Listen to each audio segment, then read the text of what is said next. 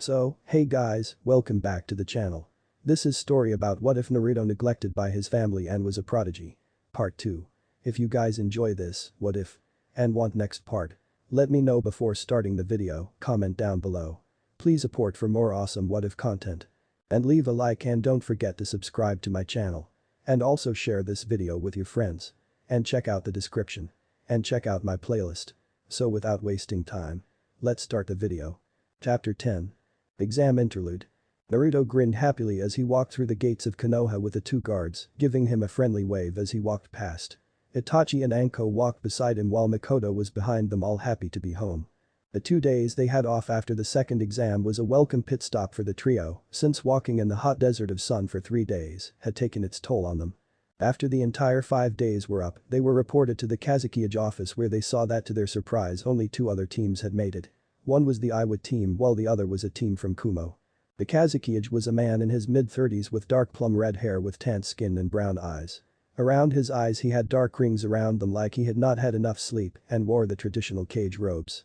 As he congratulated them, he told them all about the purpose of the Chunin exams and that they were used as a deterrent of war so that it can help build better relationships between the shinobi villages of the world. Afterwards they each had to pick a number in order to figure out who would fight who in the matchups. It was decided that since there were 9 of them, the first 3 matches would be single matches, while the 4th would be a triple threat match. Naruto ended up picking number 8, Anko got 1, while Itachi got 4.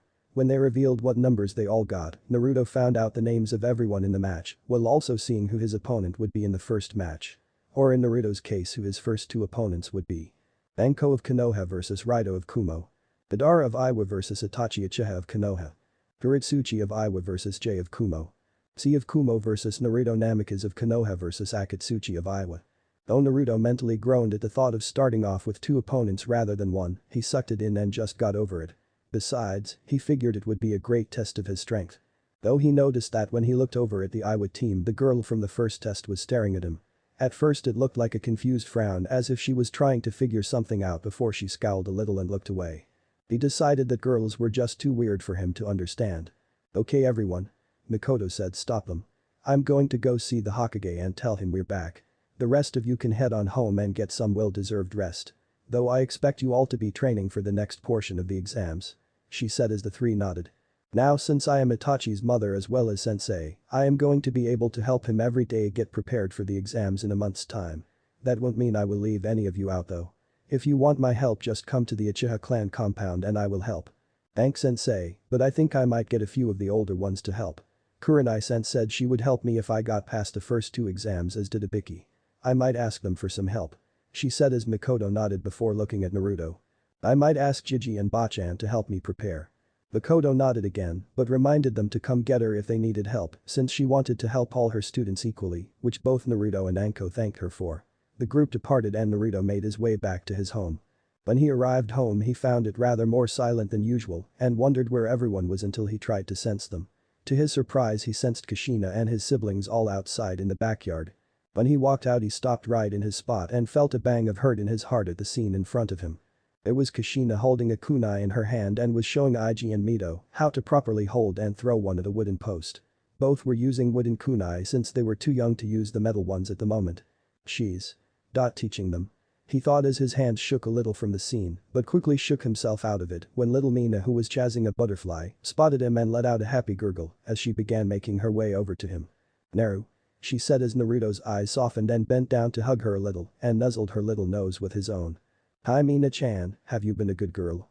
He asked as Mina happily nodded before giggling madly as she began playing with Naruto's blonde hair. Despite him not being around much, those around them could see how much Mina adored her eldest brother and was always following after him when she could, though her little legs could not take her very far.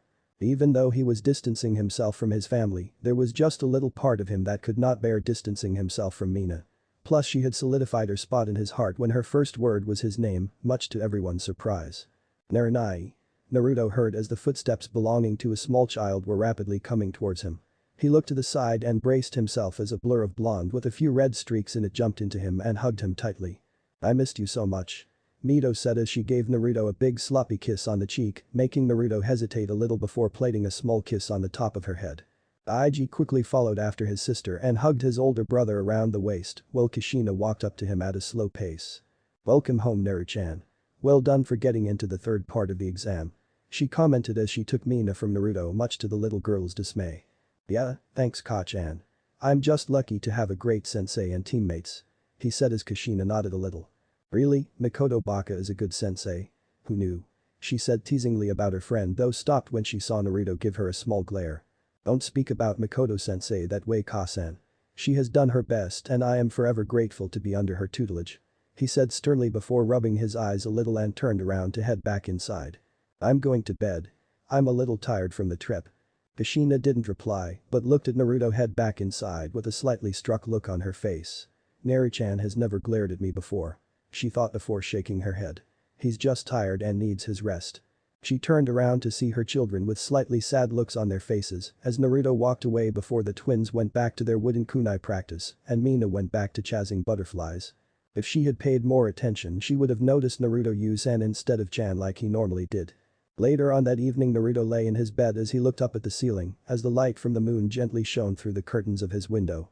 He had stayed in his room to rest for most of the day and only really went down when his father came home and they had dinner round the table. Most of the dinner talk was taken up by Mito and Iji, who were talking about their day with Kushina, while Mina was either gazing into space or was laughing at the funny faces Naruto was making at her. When it got to Naruto and the exams, he only gave them short answers and didn't get into the details since he was not really in the mood for talking. Both Minato and Kushina frowned a little at that and wanted him to tell them more, however he just stayed mostly quiet, ignoring them when they asked for more details. Afterwards he took his dish and cutlery and had them washed before he went back to his room. He was going to visit Hiruzen tomorrow to get some training in for the exam's third round and hoped Tsunade and Shizune would join them as well since he knew there was talk about showing him the Shimsen Jutsu which he was looking forward to. He looked at his alarm clock to see it was 11 p.m. He was about to shut his eyes before he heard his door open up slightly and could hear little steps coming towards the bed. He sat up and saw little Mina walking towards him wearing her little purple pajamas while holding her teddy in her arms. Mina-chan, what are you doing here? It's late and you should be in bed. He said as he saw her rub her eyes with her tiny hands before she looked at him and put her arms out. Stay with Naru. She said, making him hesitate a little before he let it be. He smiled and went forward and picked his baby sister up. He lifted the covers and put himself and Mina under them, with Naruto leaning on his side while Mina was snuggled up next to him. Mina snuggled into her big brother's chest as Naruto wrapped his arms around her to keep her warm and safe. Love you Naru. She said yawning before she immediately fell asleep. Naruto looked down at his baby sister and gently kissed her forehead. Good night Mina-chan. Sweet dreams. Just when Naruto fell asleep Kushina passed his door to see that it was slightly open. When she took a peek her face softened and had a warm smile appear on her face when she saw her youngest cuddled up with her oldest. She tiptoed back before gently and silently closing the bedroom door and made her way to hers and Minato's room. Next day. I am impressed by Naruto. You and your team sound like you had quite the experience for your exams.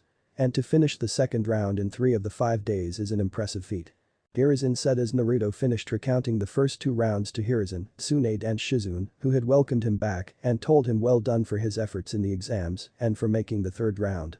Now what do you know about your 2 opponents? Well that's just it. I don't really know anything about them. I can only make guesses by their size and personalities. We did not have any chance to see any of each other's abilities. Tsunade pondered as she thought about it. You said one was called Akatsuchi who was from Iowa and the other was called C who was from Kumo. How big would you say they were? Very big, bigger than other kids my age. He said, making them all nod.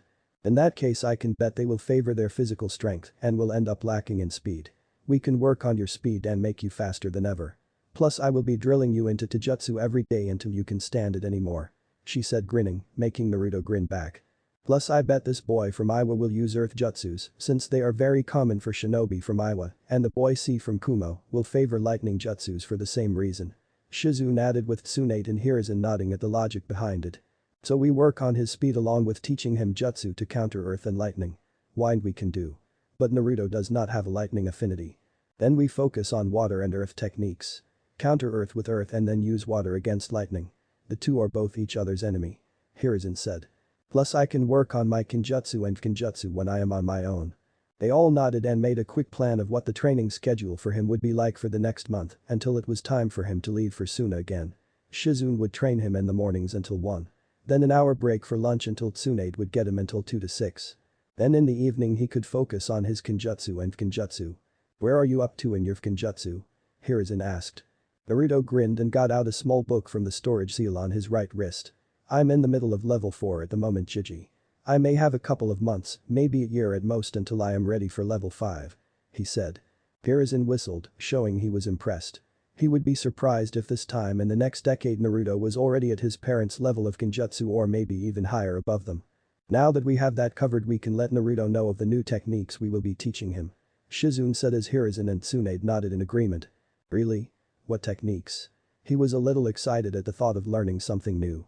Shizune put her hand out and Naruto watched as a green aura wrapped around it, making Naruto realize what it was.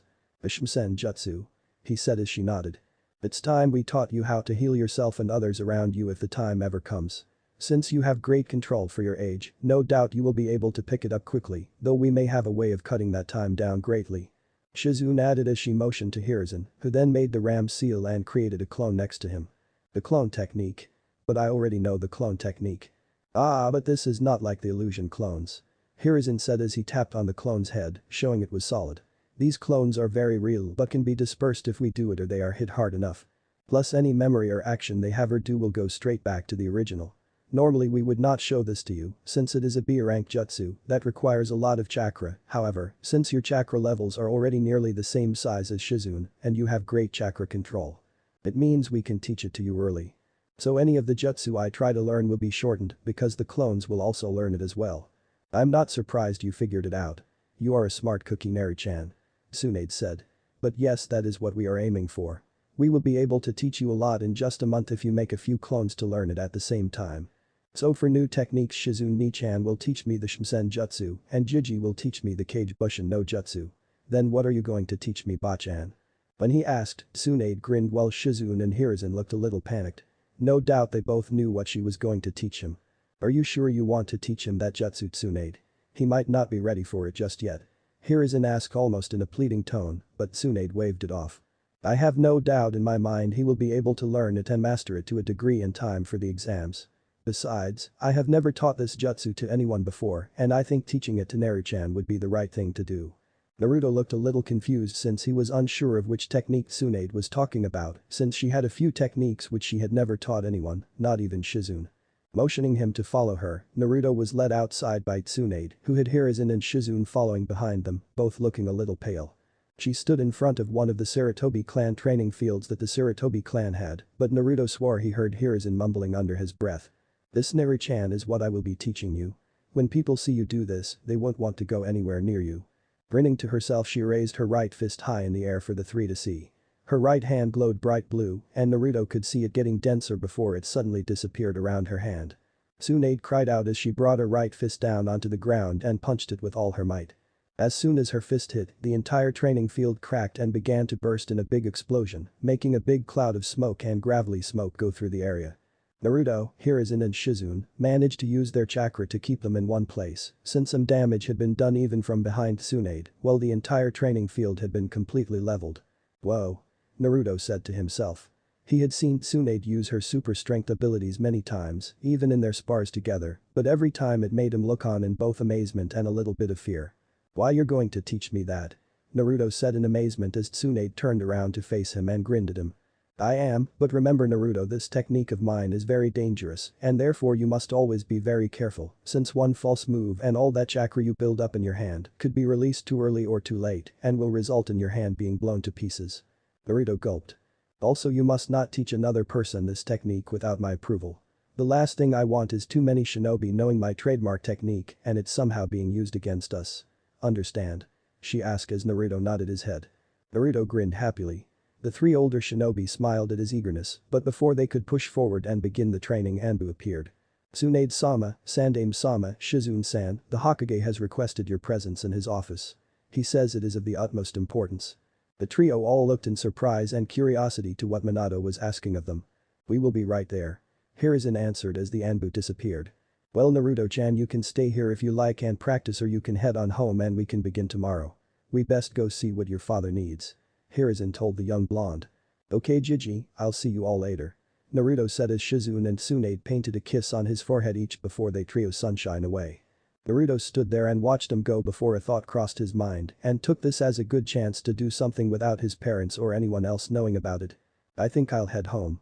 I have something I want to learn and surprise everyone with at the Chunin exams. He thought to himself before grinning and running back home. Hokage office. Tsunade, Hiruzen and Shizune arrived in the Hokage office and were surprised to see Minato, Kushina, Jiraiya and Kakashi all standing there talking amongst them before seeing the new group arrive. I am glad you are all here. Jiraiya here has important information for us which the three of you need to hear. Minato said, though they could see he had a happy smile plastered on his face. Tsunade, Hiruzen and Shizune looked towards Jiraiya, who looked a bit more serious than he normally did as Kakashi and Kushina stood off to the side. The prophecy from the toads has changed and I now know for certain whom it speaks of. The prophecy speaks of two children born from two powerful parents that reside in a leaf and will stage a great revolution in our world and will lead us to an era of peace. The three shot their eyebrows up again as Hiruzen spoke up. I have an idea of who you mean, but I would like you to say it anyway. Mito and Ig, I know in my gut they are the children of prophecy. I am sure of it, as are Minato, Kushina and Kakashi. Okay, well that's all fine and dandy. Tsunade interrupted as she stood with her hands on her hips. But why gather us all like this? Surely this is something you could have told us at a separate time. Since Ig and Mito are the children of prophecy, we need them to be ready when the time is right. We know it early, but we think it is best to start their training early to make them as strong as possible for when the time comes. Kushina said, which shocked the three. Kushina-sama, don't you think 5 is a little young? I mean yes, the three of us began training Naruto when he was 5, but that was because of the Kyuubi attack. The twins won't have an incident like that during their youth, I imagine. As true as that may be, Shizune-san, the twins are special as we have just found out while Naruto is not. We know what we're doing. Jiraiya said as Kakashi nodded. Tsunade, Shizune and even Hiruzen were a little taken back by the comment from Jiraiya, but it disappeared since they knew just how wrong Jiraiya was. Kushina and Minato too were a little set back by the comment, however they did not act on it. Anyway, with this information we will all be needed to begin training them as soon as possible. We want to create a charter for when we train them and what we will each teach them. Minato said. We are thinking I will teach them Taijutsu, Kushina can focus on Kenjutsu and possibly Kenjutsu, Kakashi will take stealth and trap making. Swan and Shizune, if you take medical ninjutsu then we can. No. Kakashi, Jiraiya, Kushina and Minato's head turned sharply to Tsunade, who gave them all a glare. Hiruzen and Shizune stood behind her and just had emotionless looks on their faces. No. What do you mean no, Tsunade-sama? Kakashi asked. What do you think it means, Haddock? I am not training them. I have already promised to help Naruto with his training for the exams. We already have a schedule for him and the three of us have promised him. Time. Jiraiya said, walking forward and touching her shoulder. The twins are more important. We can easily find someone to take over Naruto's training for the month. I'm sure they will understand. The twins need to come first in this. He said before he felt great pain in his hand as Tsunade grabbed it tightly, causing a few bones to crack a little. And when will you understand that I won't turn my back on him in his time of need? Unlike some. She said as she turned around and began walking out of the office. What do you mean by that? No one has turned their backs on Naru-chan. Kushina said, frowning a little at the statement and felt more confusion when she heard Tsunade scoff. Tsunade left the room while Hiruzen and Shizune said their goodbyes before leaving along with the Senju woman. You alright, sensei? Minato asked as Jiraiya held his hand. I am surprised, Tsunade said. No. I thought she would have jumped at the chance to teach the twins. Don't worry about her. I will talk to her and I will show her that the twins need her more than Naruto does. We can have someone train the kid, right? He asked as Minato and Kushina nodded. They need to see that Mito and Ig are going to need our help a lot more than Naruto ever will. It's for the greater good. Right. Kushina said. However, please don't say that Naruto is not special, Jiraiya. He is special and I don't want people saying he is not. All children are special. She glared at him a little while Minato sat back and breathed in deeply while Kakashi shrugged his shoulders and hopped out the window while pulling out his Icha book. I know. Jiraiya said, quickly dismissing it but not wanting to get on the redhead's bad side. Well, I will see you all tomorrow. I however have some research to do. He said perversely before sunshining away. That man will never change. Kushina said while Minato smiled a little at his sensei's antics. But Naruto. Good thing Toussaint and Ka-san are not here, otherwise they would probably not approve of me trying to learn what I need for that technique. Naruto said to himself as he quickly opened the door to his father's office and snuck in. Walking in, he quickly walked towards his father's desk and then bent down on his knees. From underneath the desk he hit it 3 times before a small cabinet suddenly opened up revealing a couple of scrolls. He had found this secret cabinet by accident when he tripped over his own feet when he was 7 and noticed the small hidden cabinet. After finding out how to get in, which was easier than he imagined, and was surprised his father didn't put some kind of locking seal around it. Bit of a rookie mistake, but Toussaint probably never imagined someone would actually have the stones to do this. Naruto thought, smirking slightly. I don't think the Toussaint would be too happy with this, but he does owe me at least this much. As he looked through the scrolls, he quickly saw the openings he was looking for. On the side of the scroll it had the rank of the jutsu Naruto wanted to learn. It was an A rank jutsu that most would have said Naruto was nowhere near ready for, but he thought otherwise. From his right wrist he quickly poofed out a scroll and brush with a little bit of ink and quickly opened the scroll up and began copying the contents that were written down on them. Thanks to learning Kenjutsu, his speed in writing was extremely fast and he quickly had all the contents of the scroll written down in less than a minute. His eyes traveled across the copy scroll he had just made, checking everything he needed was written on it. When he saw it, he quickly sealed his equipment away along with the new scroll, while placing his father's jutsu scroll back in the cabinet and locked it up. He quickly got to his feet and left the office. When he closed the door behind him, he had a small smirk on his face. It never ceases to amaze him that he was able to take jutsu from his mother and father's library anytime he wanted and never get caught. Heck, he even managed to do it one night when they were in the house. Then again, Shizune-san did say I have pretty impressive stealth skills. I could probably paint the Hokage monument in broad daylight if I wanted to and still get away with it. He knew his father and mother would probably be a bit displeased when they found out, but the reaction on their and everyone else's faces when he used said jutsu was going to be well worth it. After shaking his head, he left for his room when he quickly began to study from his Genjutsu level 4 book. Next day with Anko.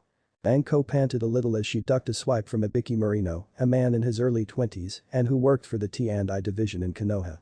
Since she arrived in Konoha, Ibiki had taken an interest in her and showed her a thing or two from time to time.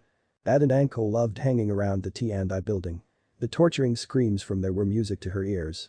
To the side of the small field was Kurina Yuhi, who was watching Anko fight Ibiki since the two had agreed to help prepare Anko for the exams. I won't let Naruto and Itachi gap get any bigger from me. I need to catch up. Especially if I want to kill him one day. She thought before she charged and engaged Ibiki into jutsu while using her snakes to try and bite the hell out of him. But Itachi sat meditating in the middle of one of the Uchiha training fields with his eyes wide open, showing his matured Sharingan which was scanning around the area. After a few moments a barrage of shuriken shot towards him. However, Itachi quickly got up and with great speed threw his own shuriken, which countered every single one of them. When he stood up, his mother appeared behind him and went towards him with her tanto, however, instead of moving he let the blade pass through him. When it did, instead of any blood being spilled, Itachi merely faded away like a mirage. Very good, Itachi-kun. Mikoto said as she looked to her right to see Itachi standing there nodding at his mother before her own Sharingan flared. His mother and son lunged towards each other. But Naruto breathed easy as he held the sheathed shusui in his left hand as he crouched on his spot. His eyes were closed and he was focusing on everything that was around him. He could hear and sense everything and everyone around him, which included Shizune and Hiruzen who were watching from the side. As he finished taking a breath, his eyes shot open and with great speed he sped forward before stopping a few meters as a small boulder was in the way. His blade was now out of its sheath, but Naruto was slowly sheathing it back in. Just before he put the whole way in, Naruto muttered under his breath before the clink of the blade being fully sheathed ran out along with a loud crack to be heard. Everyone looked to see the boulder was now cut clean in two. Naruto grinned while Shizune looked towards Hiruzen who had an equal grin on his face. Chapter 11. Junin Finals Part 1. The crowd roared and cheered as Naruto stood in the center of the Suna exam stadium. To his left stood Itachi and Anko while on his right were the Iwa and Kumo teams. That's a lot of people, Naruto muttered as Anko and Itachi had to nod in agreement. Easily all of the Suna shinobi and most of its civilians were here in the stadium, along with a lot of foreign shinobi. Though Naruto heard as he looked up in the stadium and went a little bit red before smiling as he saw Tsunade, Shizune and Hiruzen in the crowd. Tsunade had even made a giant flag that said Team Naruto and was waving it around. Instead of being embarrassed, he just laughed and gave Tsunade a thumbs up as grinned at him. Just beside them was Mikoto and a few members of the Uchiha clan, which included Fugaku, Sasuke, Ria and Itachi's family member Shisui, who Naruto had met a couple of times before. Shisui was a lot like Itachi as well as did not have that Uchiha stick in the ass. Little Ria was sitting on her mother's lap as she looked around happily at the sight of a new place while waving her little hands at her oldest brother, while Sasuke too had a big smile and cheered Itachi on. Over on the other side of the stadium was the Kumo and Iwa lot that were mostly quiet and stoic. though Naruto noticed that a lot of the Iwa shinobi were staring at him either in curiosity or with a glare on their face. The glares they have made him want to jump from their seats and attack him. And up in the Hokage box was his father along with the Kazekage, Reikage and surprisingly the Tsuchikage. His father was busy conversing with the Kazekage and had Kakashi standing beside him as a bodyguard. The Kazekage had a tan man with half his face covered by white cover. Beside the Tsuchikage who was an old man that was very short, an old man with a triangular beard and a mustache that had angular corners, a big red nose and thick eyebrows. The top of his head is completely bald, although he has long white hair on the lower half of his head, which is styled in a traditional Chanmage haircut. Over his shinobi coat he wore a mostly green and red coat. Beside him was a large man wearing the traditional red Iwa uniform, but had no sleeve on his right arm, showing his larger arms. Then beside the Reikage was the same Jonin who accompanied him to Konoha just over a year ago. As Naruto waited for the proctor to begin the third exam, he knew that his own family was missing from the stands. Before they had left for Suna, Minato and Jiraiya had decided it would be best to keep the twins and Mina in Konoha since they did not want to risk any assassination attempts. Kushina had readily agreed, which made Naruto angry. He wondered if his parents actually remembered about him at all. They had not shown any concern when he left for Suna over a month ago, and yet they were threatening over the twins. Instead of coming to Suna, they would instead watch from the stadium in the Leaf, where they would be playing the exams on the big screen for those that had not gone too soon to be able to watch it. His eyesight then turned towards the shinobi he and his team would have to go against, but noticed that the Iwa Kunoichi was glaring at him. Kuritsuchi, whose outfit she remembered, was the same as before, but her eyes were brimming with confidence. I bet she has gotten a lot stronger since her grandfather is the Tsuchikage after all, he thought as he looked back up at the cage box to see Inoki looking down at his granddaughter with a prideful smile, before he turned to Naruto gaze before narrowing a little and scoffed a little. Over in the stands, Swan, who was keeping a close eye on Naruto, saw where his gaze was going and noticed Inoki looking at him. She let a growl build up in her throat, promising pain to Inoki if he tried anything during the exams. Next to him, Anko let her eyebrows shoot up a little. "Are you okay, Naruto?" Anko asked as she tapped her friends on the elbow since she saw his frown on his face. Yeah, I'm fine. Just thinking that all," he said, looking away from the stands and just focusing on the ground in front of him. "Always dangerous," she said, snickering a little while Naruto knocked her a little with his hip, making her almost trip. He got a glare in return. Konoha. Kushina sat in the cage box with many clan heads as they waited and watched the exams, wondering how well Mikoto's team was going to do, since she had bragged that her team was definitely going to make it the first time around. It earned a lot of scoffs thinking it was ridiculous, but were curious nonetheless. Kushina sat with Mina on her lap, who was giggling happily as she saw her brother on the big screen. If it was not for the eyes, he would be a carbon copy of Minato, Inora said as her daughter Ino sat by her feet, happily playing with Mito and the other clan children. Suna. From the center of the arena, a small smoke cloud appeared and got quickly swept away. Kakura arrived and stood in the arena, drawing attention to herself as her being there signaled the matches were about to begin. "Good luck, guys," Naruto whispered.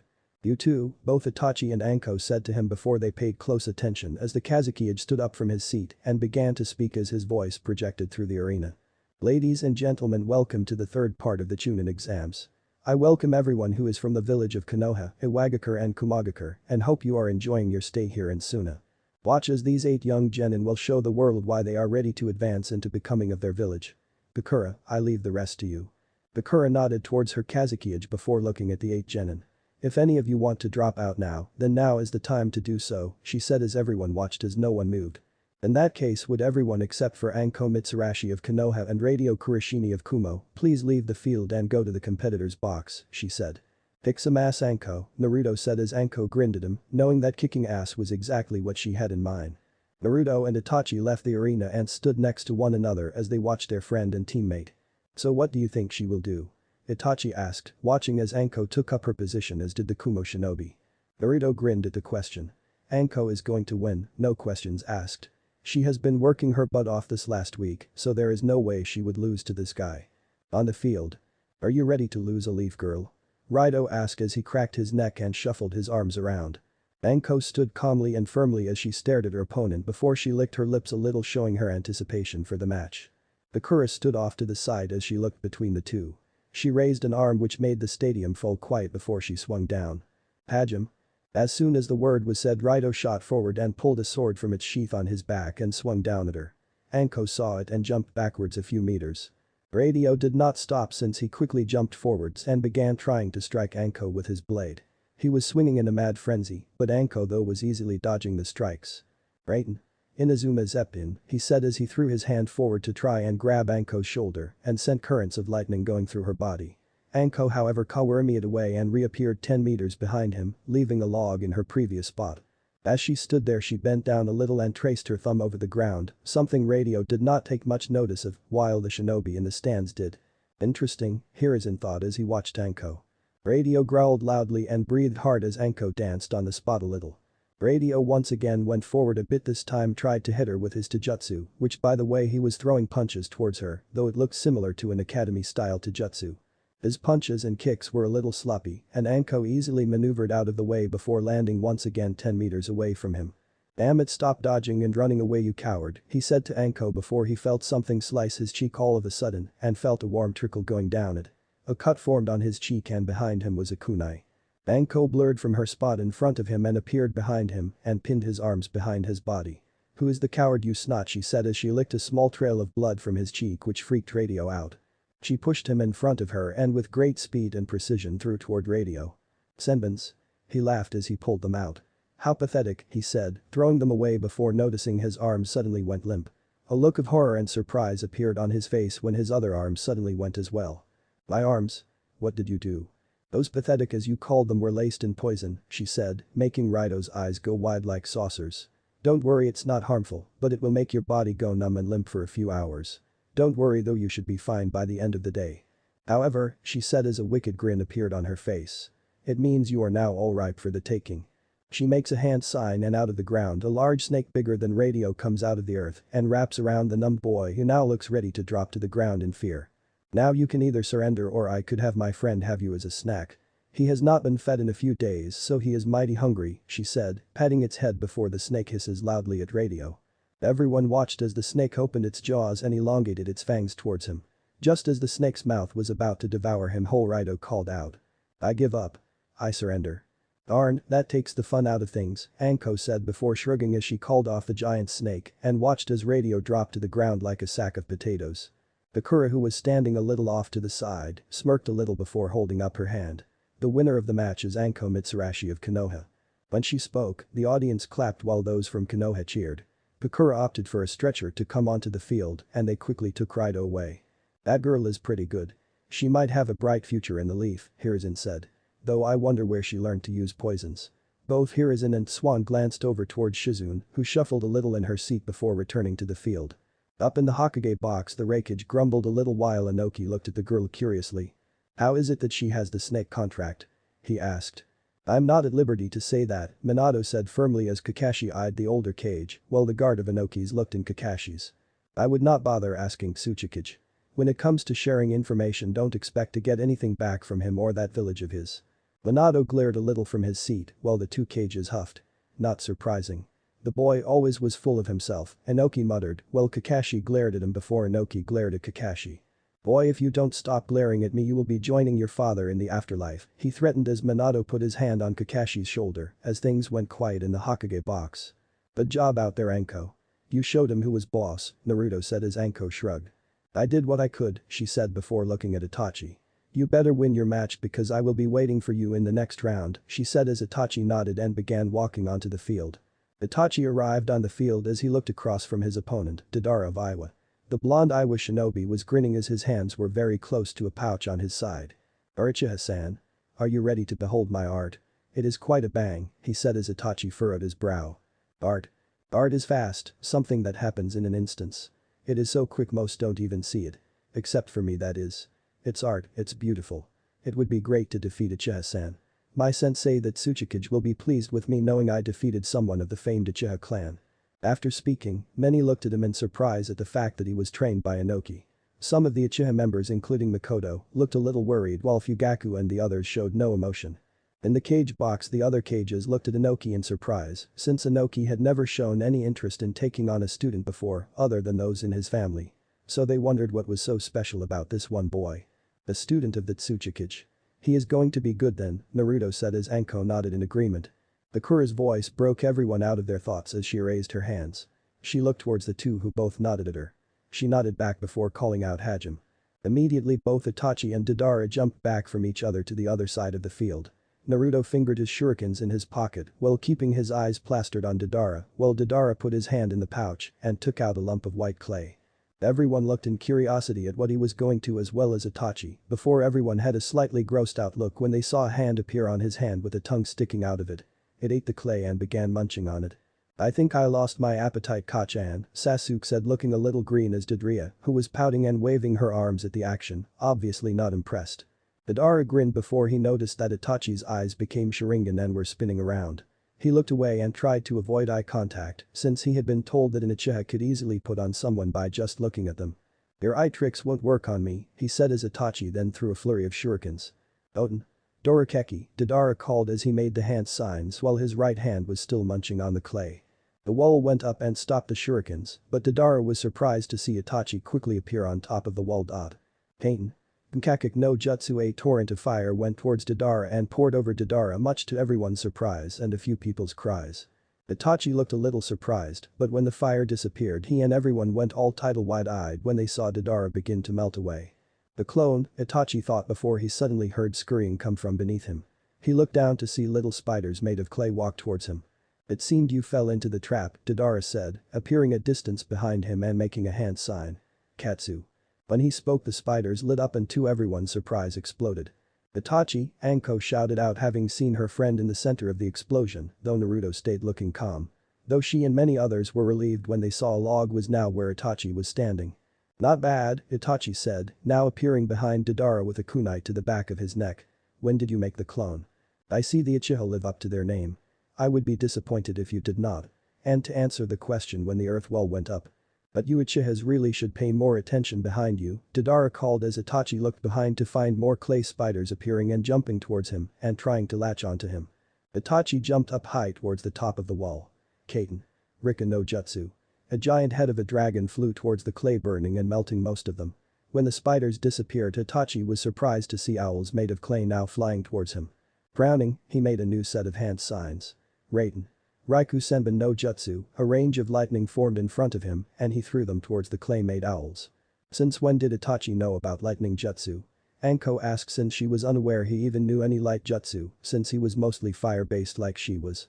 "Must have picked it up during his training," Naruto answered. The lightning hit the owls and they all went tumbling down. As Itachi looked toward Deidara he saw a grin plastered on his face. "You're in range," Deidara said as from the corner of Itachi's eye he noticed a small clay bird appear in front of him. His eyes went wide and jumped back as much as he could but saw that he was just too close. Deidara looked victorious as the tongues in his hand swayed around in every direction. "Now you know that art is an explosion." The clay bird exploded right by Itachi, causing a small shock wave to hit the arena and throw a couple off their feet. The walls that it was close to now had a big indent and cracks in it. Coming out of the smoke cloud, Itachi jumped out, all limbs still intact but had burns on his right hand and leg along with some blood going down the right side of his face. However, as soon as he landed, a clay-made centipede came out of the ground and wrapped around. It held on tightly as Deidara appeared in front of him with a grin on his face as he held up the hand sign for the explosions. "Any last words, Uchiha?" "I would hate to make a mess," Deidara said. He waited for Itachi to say something, but instead Itachi said no words but instead had a small grin on his face. The grin alone made rage boil inside Deidara, wondering what Itachi had to grin about.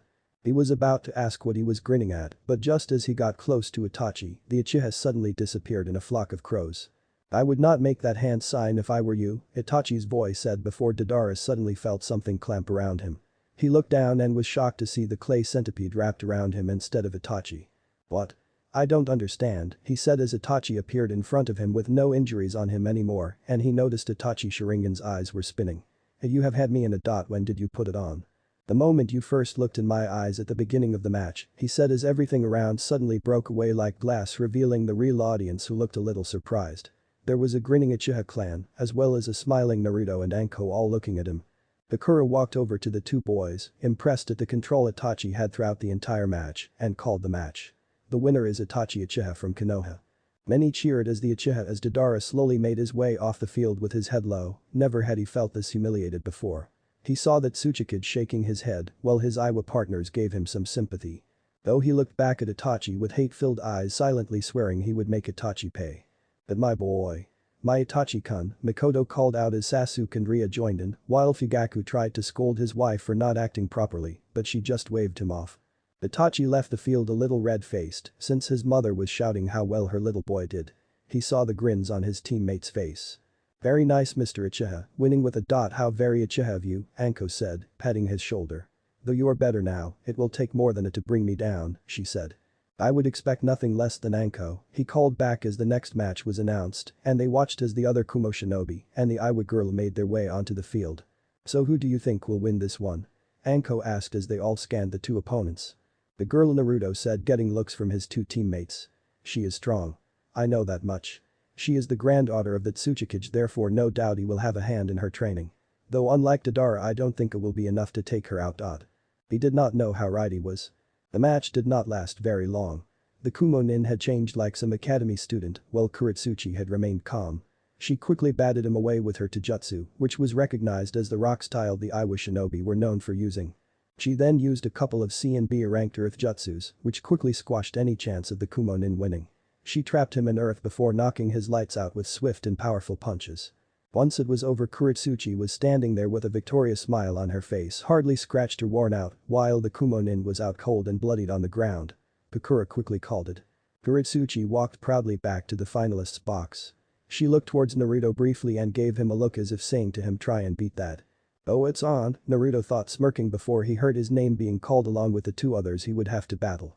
As he, Akatsuchi and C walked onto the field, they all got a round of cheer from their respective villages. Tsunade, Shizune and Hiruzen cheered, Tsunade being the loudest, telling Naruto to kick some serious ass. While back in Konohamato, Ig and Mina all cheered and clapped when they saw their big brother on the big screen. Kushina clapped lightly, smiling as she watched Naruto's match. In the cage box, all the cage and bodyguards looked down curiously at Naruto, no doubt wanting to see if he was anything like his parents and to see just how powerful he was. They had seen firsthand how his two teammates had fought. Now though, it was time for Naruto to shine. The three stood in a triangle-like formation and Pakura was just outside the triangle. As he stood there, he saw Akatsuchi and C looked at each other and nod before turning towards him. He, along with many others, saw it and inwardly cursed. Though Naruto had stayed perfectly calm and now prepared himself. His hand went behind his back and sneakily made a hand sign. Only Hiruzen and Tsunade saw it and inwardly smirked. "Hajime," Pakura called out, and almost immediately Akatsuchi and C turned towards him and charged. Naruto watched them come towards him and felt their chakra and their movements from it. Akatsuchi ready to punch him from the top while C punched him from the bottom. When they connected, to everyone's surprise, Naruto had poofed out of existence. Page Bushins. The shinobi all thought when they saw it, while Minato, who was watching closely, had his eyes widened a little. Naruto knows shadow clones. "Wonder where he goes," Akatsuchi said, putting his finger to his lips and scratching his head. C tried to dance him about, but before he could, a pair of arms shot out from the ground and brought him down into the ground. "Oten. Shinjutsu no Jutsu," Naruto whispered as C was pulled down until only his head was left sticking out. When he shot out of the ground, Akatsuchi eyed him and engaged him into jutsu. As he swung, Naruto saw that his suspicions about him were right. In that Akatsuchi was focusing more on power and his speed was not so great. Meaning Naruto was easily dodging all the kicks and swings as well as landing a few blows of his own on Akatsuchi. He focuses on the side of where his kidney would be. He mentally thanked Shizune for the anatomy lessons. Akatsuchi grunted as Naruto pushed the big genin away while C had managed to dig himself out. He made a few hand signs and shouted Raiden. Dendu and Dari. Small waves of lightning shot out from C and went towards Naruto. Naruto saw them and made his own hand seals. Doten. Tsuchi no Yi. The ground around him shot up and hoisted him into the air, dodging the waves of lightning. In doing so, Akatsuchi jumped back before he pumped chakra into his feet and pushed towards Naruto at great speed. Doten. Gremu no T. Clumps of rocks formed around Akatsuchi's hands and increased its physical capabilities. He swung down at Naruto, who jumped away and landed on the side of one of the walls. The spot he was standing on was reduced to rubble from the Iwa ninja. Naruto jumped down from the wall and landed back on the ground. C and Akatsuchi appeared in front of him. Both went forward and engaged him into jutsu, doing their best to once again try and hit him. But again Naruto's speed was greater than both and was dodging them gracefully and almost effortlessly. Plus it did not help that Akatsuchi and C kept bumping into one another. "Stop getting in the way, Iwa idiot." "I'm trying, Mr. Kumo, boy. You two don't make a very good pairing, you know that," Naruto said before he sent a strong kick to C, which threw him a couple of meters away, while Akatsuchi got kicked in the guy and then kneed in the face, which sent him staggering back. He had felt a crunch, so Naruto might have just broken Akatsuchi's giant nose. "Teppadama," he said as glumps of water shot out and towards C and Akatsuchi. A few of the water shots hit the duo as the two knocked into each other and stumbled a little. In retaliation they threw kunai and shuriken towards Naruto. Instead of jumping out of the way, Naruto stood there calmly before he quickly pulled out the shusui and deflected them all with the black blade. When he did, many in the audience, civilians and shinobi alike, marveled at the blade. Those in the cage box looked at it curiously, even Minato. He had only seen the sword in its sheathed state, never actually taken out before. This was the first he and many others had seen a black blade. Many of the shinobis from other villages licked their lips and the thought of having the sword, but froze when they had Kai hit them and saw Tsunade glaring at those who she knew had those stealing thoughts. In Konoha, Kushina too looked at it with wide eyes. Why have I never seen that blade before? Surely I would have noticed that sword at home, wouldn't I? Little unfair, isn't it, that you two team up? Naruto spoke, getting the two out of their surprise as he was curious as to why they teamed up. It does not matter. You're the son of the Flash and most hate your very existence. Kumo hates your mother, and Iwa hates your father. Therefore both extremely hate you, C said. From their spots in the cage box and back in Konoha, both Minato and Kushina frowned, while many of the Leaf shinobi shook theirs and argued they would not let anything happen to one of their shinobis. Well, if that's the case, then I guess I should start getting serious, then huh? He said, surprising most who were listening as he gripped the shusui which was still sheathed. You know, my Bachan has always said that I have the devil's luck since she completely sucks, he said, making Tsunade shake her fist at him from the crowd, making a few people laugh. So I think I can end this soon since watching you two fumble over each other leaves little to be desired, he said, as well as thinking I can end this in one move. Guess it's time that I finally used it. His fingers traced along the hilt of his re-sheathed blade. Do you think so? Well, I will show you, C declared, forgetting about teamwork with Akatsuchi. In his hands 8 kunai appeared with paper bombs wrapped around them as he ready to throw them. Next to him Akatsuchi made hand signs before slamming on the ground. Doten. Gremu no Jutsu. A big hand shouted out of the ground in front of him and the rock body of a person 3 times the size of a normal person appeared out and gave a loud roar. Impressive. Now it's my turn, he said before putting his hand on the hilt of shusui and closing his eyes, much to the surprise of many. Naruto waited for the right moment as he felt the chakra of his opponents and felt one was angry and the other was weirdly curious and kin to happy even. He pushed chakra to his feet, getting ready to push off and do so at a great speed. Here he goes, Hiruzen said, alerting the people around him and now watching intently at what would happen. I will show you, C declared as he threw the paper-bombed kunai towards Naruto who still stood still. Akatsuchi also sent his golem forwards which had its hand outstretched. Naruto waited and waited for the right moment as the attacks got closer and heard a few people tell him to get out of the way. Just as they got close his eyes snapped open and at great speed pushed off from his spot. It all happened in a blur as Naruto was standing in one spot 1 second and then the next he was behind Akatsuchi and C. Many were surprised to see where Naruto suddenly stood with his sword outstretched. All they heard for that few seconds were what sounded like tearing the whipping of wind. They had no idea it was actually Naruto swinging his blade. Those Jonin level and above all saw him move and his actions and were looking at him in a surprised state, none realizing a genin and potential could move so fast at his age. The kunai missed their target and went off at the other side of the field, not hurting anyone, while the golem and the contestants just stood there. Slowly Naruto began to put his blade away back in its sheath. The whole field was completely quiet as they heard him mutter his technique. Shishi Sunsen. He then fully sheathed the blade making the clink sound echo through the arena. When he did, everyone watched as the golem suddenly fell to pieces and C and Akatsuchi had blood spurt from their chests as they suddenly fell down to the ground. No one moved as they were all a little wide-eyed, while Hiruzen, Tsunade, Shizune, Mikoto, Itachi and Anko stood there with big smiles on their faces. Bakura who was off to the side shook herself out of her daze and smirked a little before raising her hand. The winner of the match is Naruto Uzumaki Namikaze. As soon as she said his name, the Konoha side of the audience burst into applause as they stood up and cheered his name and clapped.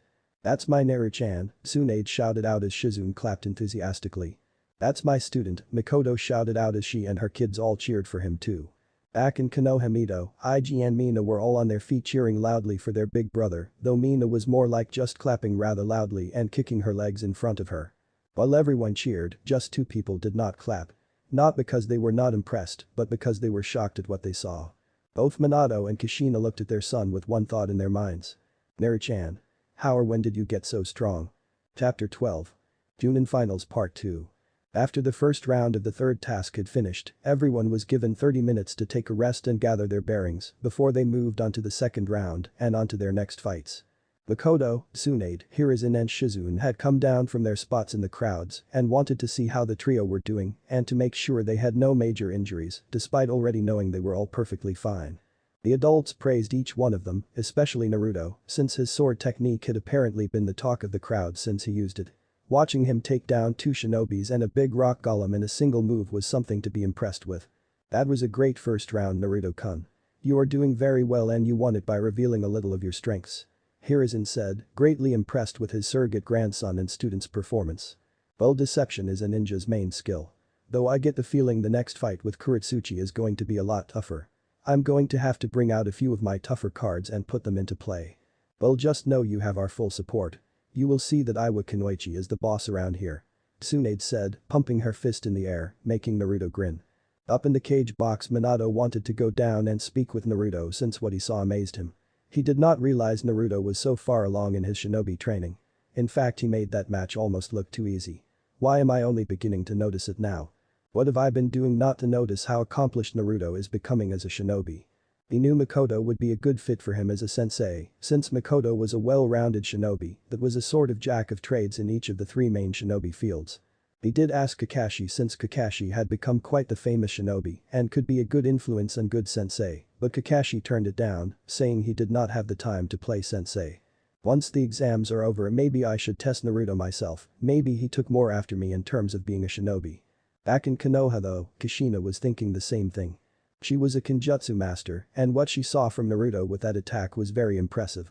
What looked like a single strike was actually multiple strikes that had been struck at such a fast speed you had to watch carefully to even see it. She was currently standing outside of the Konoha Stadium bathrooms as she waited for the twins to finish making their business so they could go back and not miss any of the matches. Mina was huddled next to her holding on to her skirt looking around the room since it was a new place. I wonder who taught him and why did he not come to me for training in Kenjutsu? Or did he ask me? Did he ask me and did I just brush him off? She thought since she was wondering what sort of shinobi training she had actually provided her son. Once Naruto got back she too knew that she would have to talk with Naruto about where he got his skill set from. Back in the Suna Stadium the waiting bell signaled, making everyone know that it was time for the second round to begin.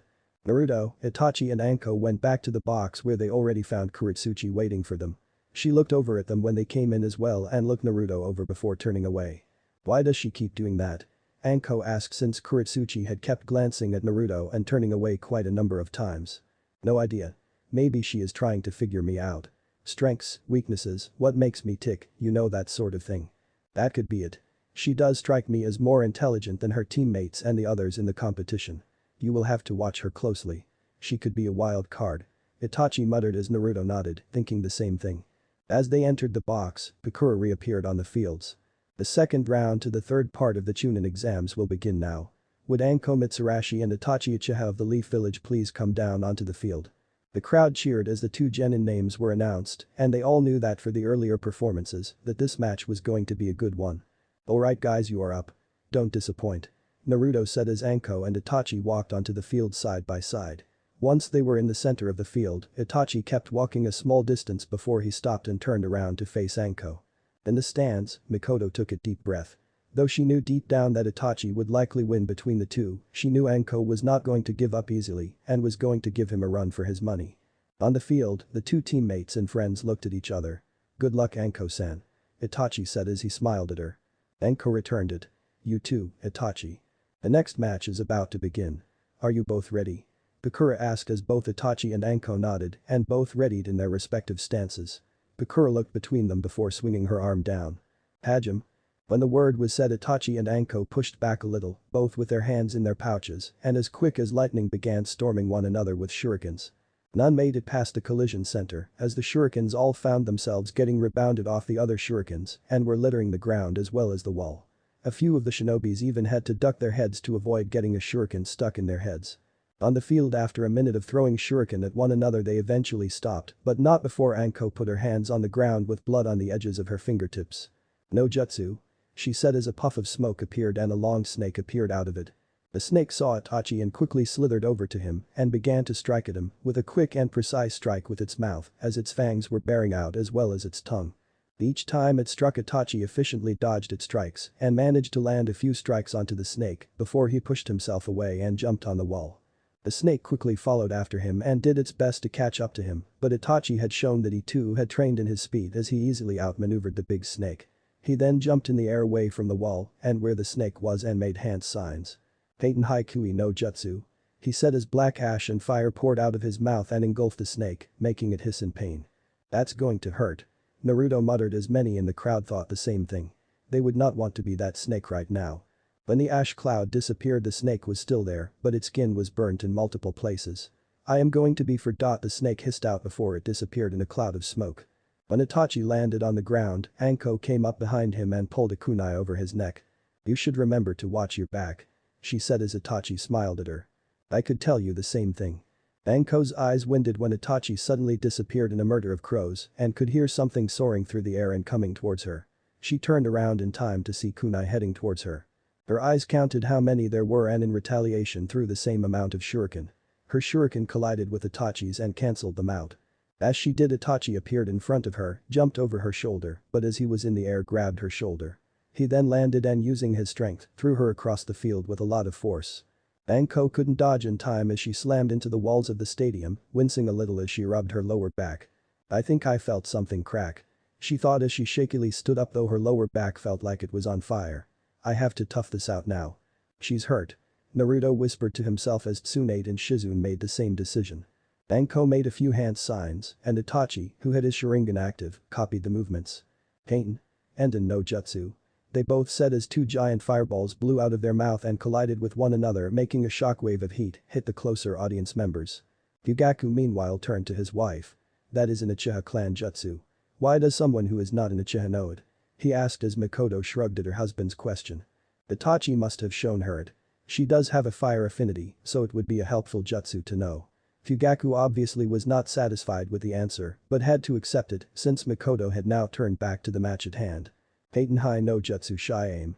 Anko said as she shot fire into the air and everyone watched as the fire looked as if it began to break apart into multiple little pieces and rain down on the field. Itachi responded by calling out to Doten Deheki no Jutsu. As a wall of earth suddenly erected up in front of him and blocked the rain. Doten? Since when do you know Doten? Anko asked. I asked Naruto to show me a Doten that would be handy for defense, though in return I had to promise him that I would show him a Kaiten jutsu at some point in the future. No fair. She whined, pouting before she went into her pack and grabbed a few. Itachi recognized them as the ones she used in her previous match that had some kind of venom on them. And get hit by those. He thought as Anko made her way towards him with 3 grips in each of her hands. She got closer towards him and swung at him, but Itachi easily maneuvered out of the way. When she did though Itachi swept her feet and went to hit her in the gut but noticed his legs went through her. An illusion. He thought to himself as he turned around to see an implant in his shoulder. Sometimes you have to go back to basics, right? Anko said as Itachi chuckled. Very true, and it seems your poison managed to get me.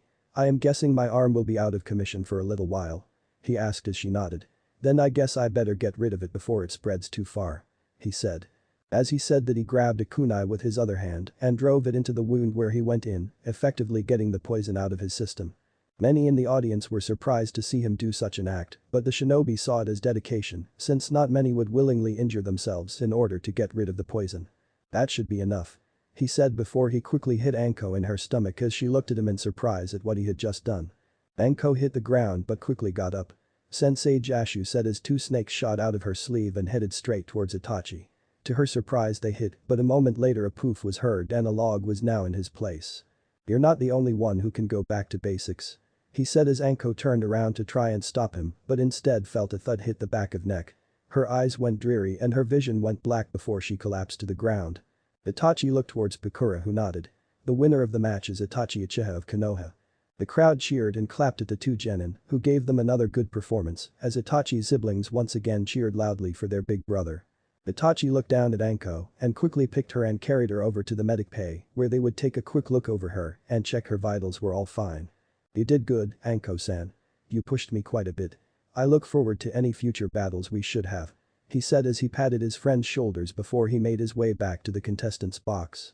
In the stands, Mikoto gave both her son and her female student a loud round of applause, knowing that they both deserved it and that she was very proud of both of them. Good fight.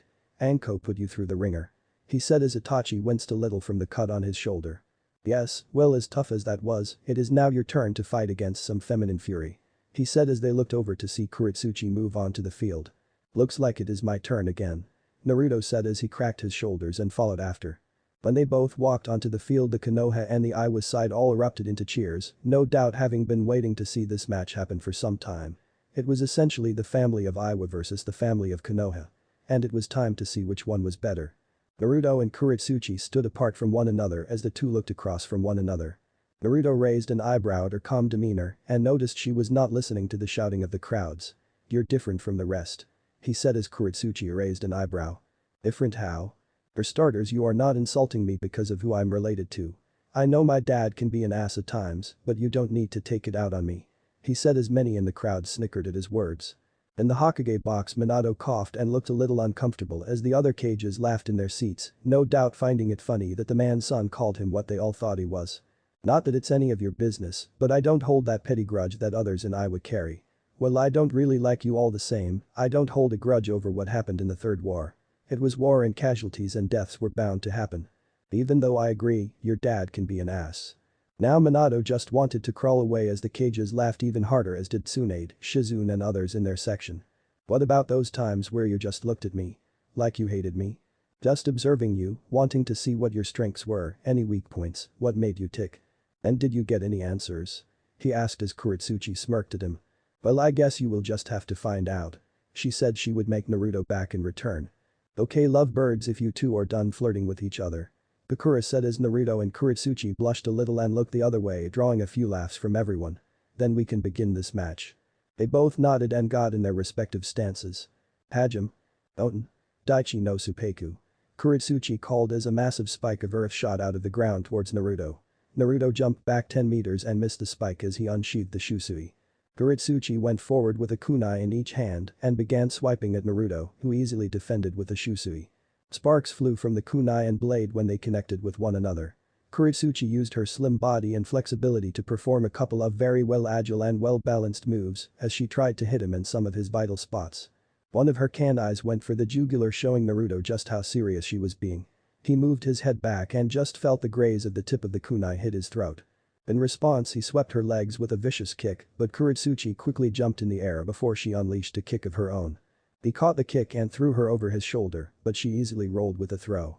"Otendoro no gasm," she said as glumps of mud shot out of her mouth and rocketed towards Naruto. "Gyuten de Toppa," he said as he took a deep breath and forced a large swirl of wind out of his mouth. The wind rushed forward and knocked into the mud shots, sweeping them away or destroying the others. "Gyuten, Doten and Suiten Jutsu," Kushina thought as she watched the screen of her son fighting the Iwa Kunoichi. "How does he have 3 elements? He should have taken after either myself or Minato, yet he has inherited both along with another."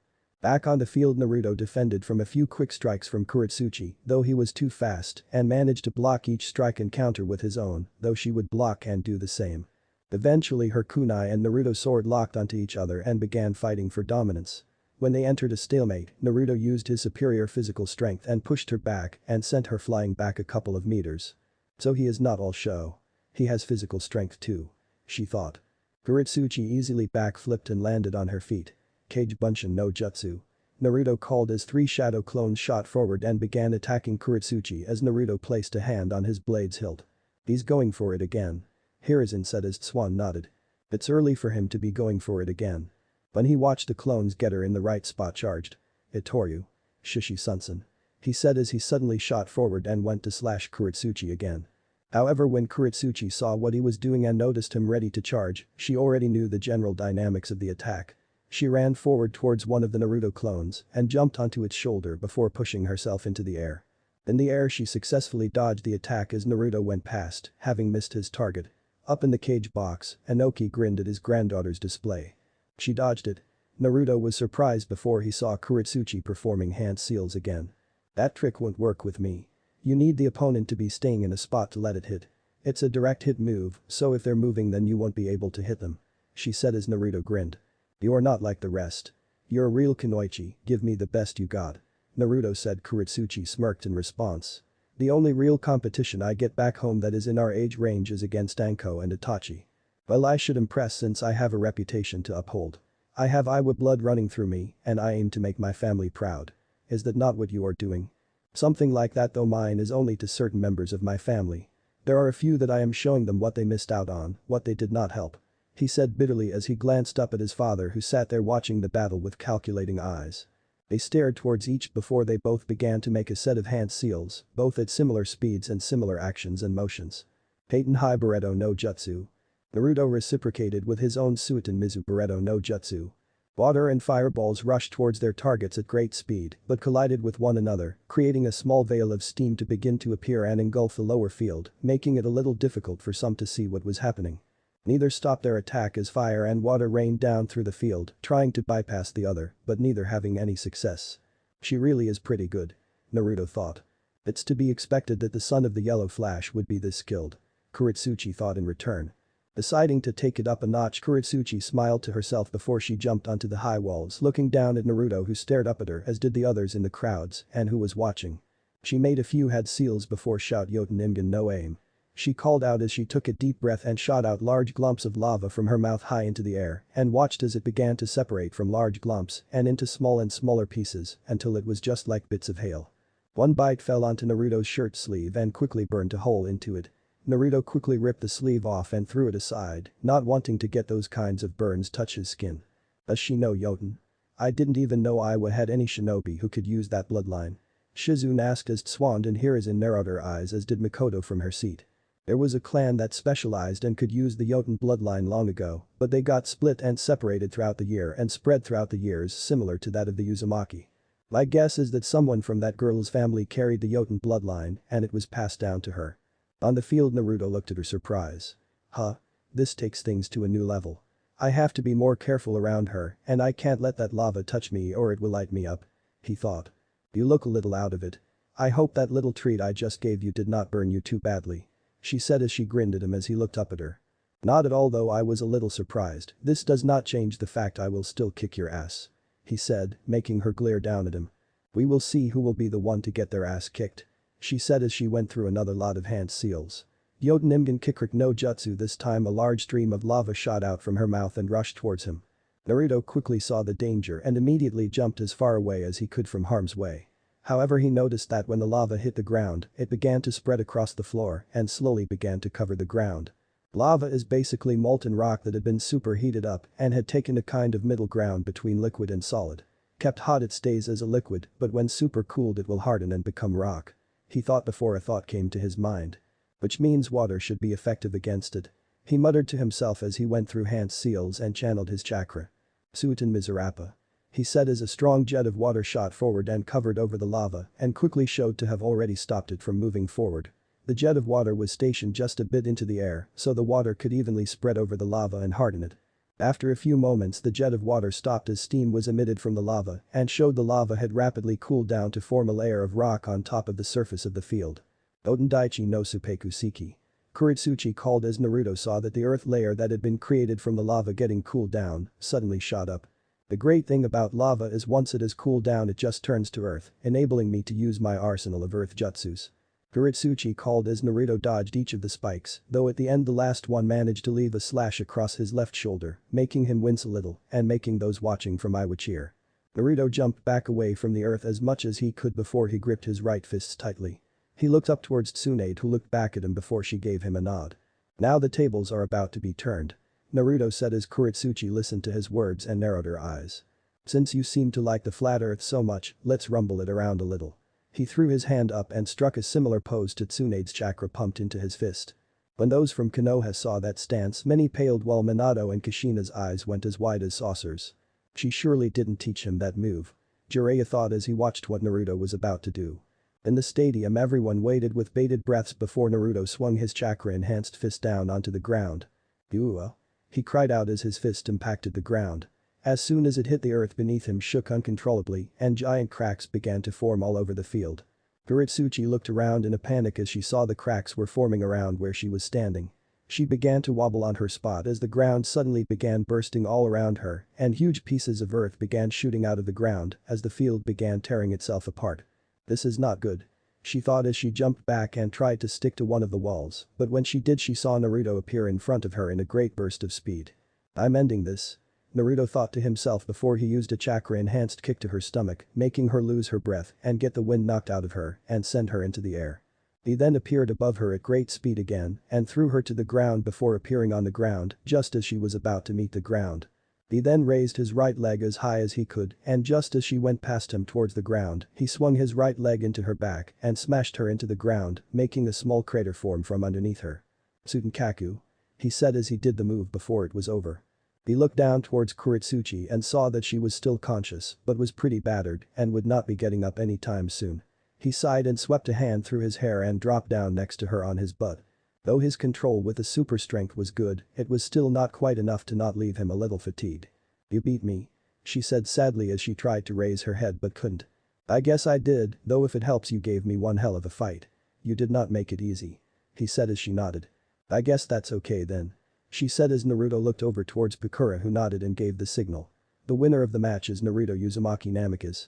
Once she did, many in the audience cheered while the audience members from Iowa groaned a little and looked away, not happy their shinobi lost to him. His siblings in Konoha cheered loudly again as little Mina stood up on her mother's lap and cheered with her arms in the air, smiling and giggling happily. Kushina clapped but was out of words to say from her eldest son's performance.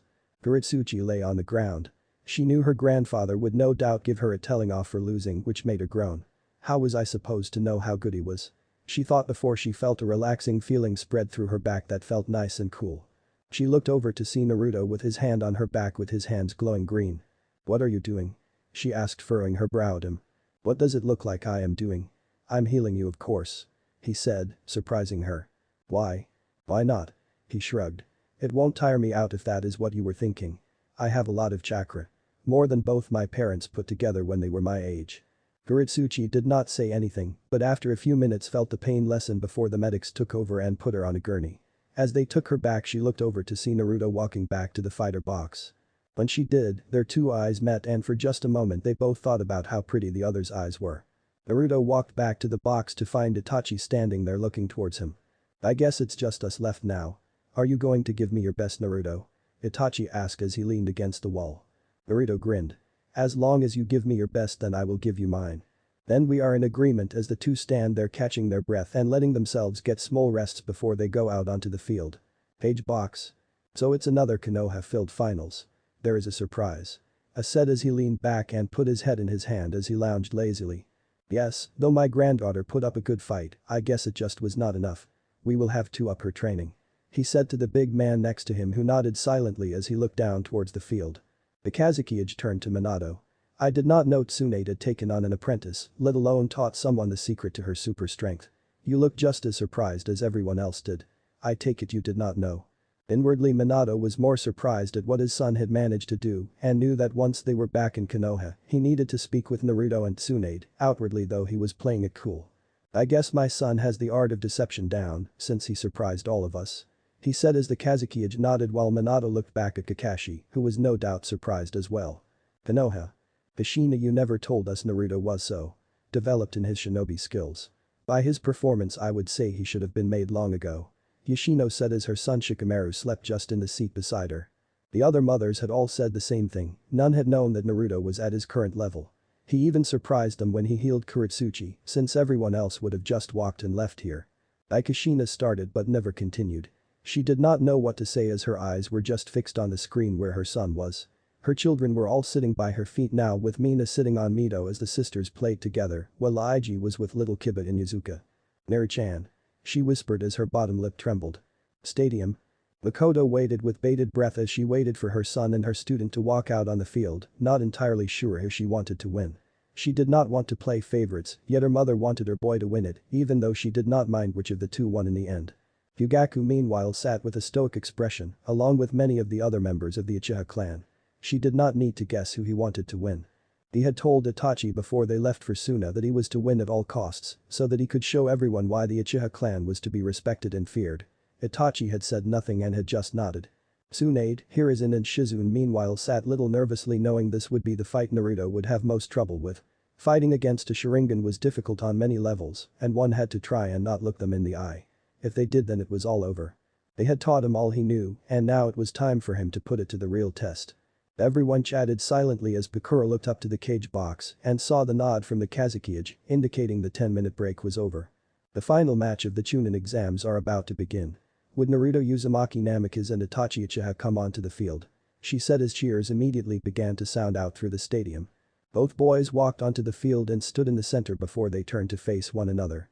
Naruto and Itachi looked at one another from across the field, both with serious and focused looks plastered on their faces. "Good luck, Uchiha," Naruto said, grinning at him as Itachi did the same. "And to you, Uzumaki." Bakura stood beside the two boys and saw they were both ready and just waiting for her signal. She took a deep breath, put her right arm in the air, and then swung down.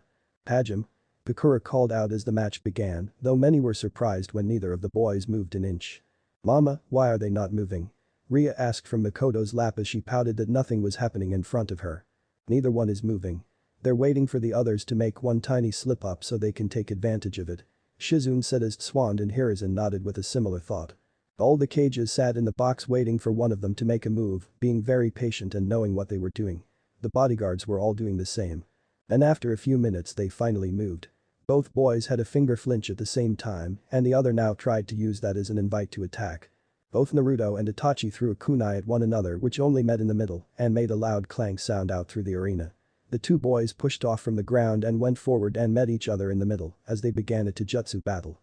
Itachi went for an uppercut which Naruto managed to dodge by stepping back before Itachi then tried to sweep the legs. Naruto jumped it and then shot his right leg towards Itachi's head, which Itachi managed to block with his left elbow. He then went forward and grabbed Naruto's shoulder and like earlier with Enko, flipped over him in an attempt to throw him.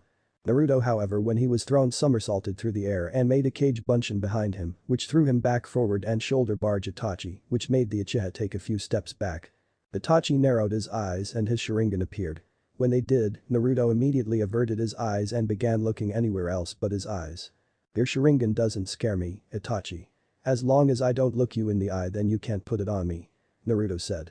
"But you will have to eventually look up, Naruto. It's only a matter of time," Itachi said as Naruto took the handle of the Shusui out. "Itoryu. Sanjiroku pound ho," Naruto said as he struck the air with great force and a massive swipe of dense wind shot forward at great speed towards Itachi. Itachi however saw it coming and with his Sharingan activated managed to dodge out of the way in time as he watched the attack go past him and strike the wall from behind him.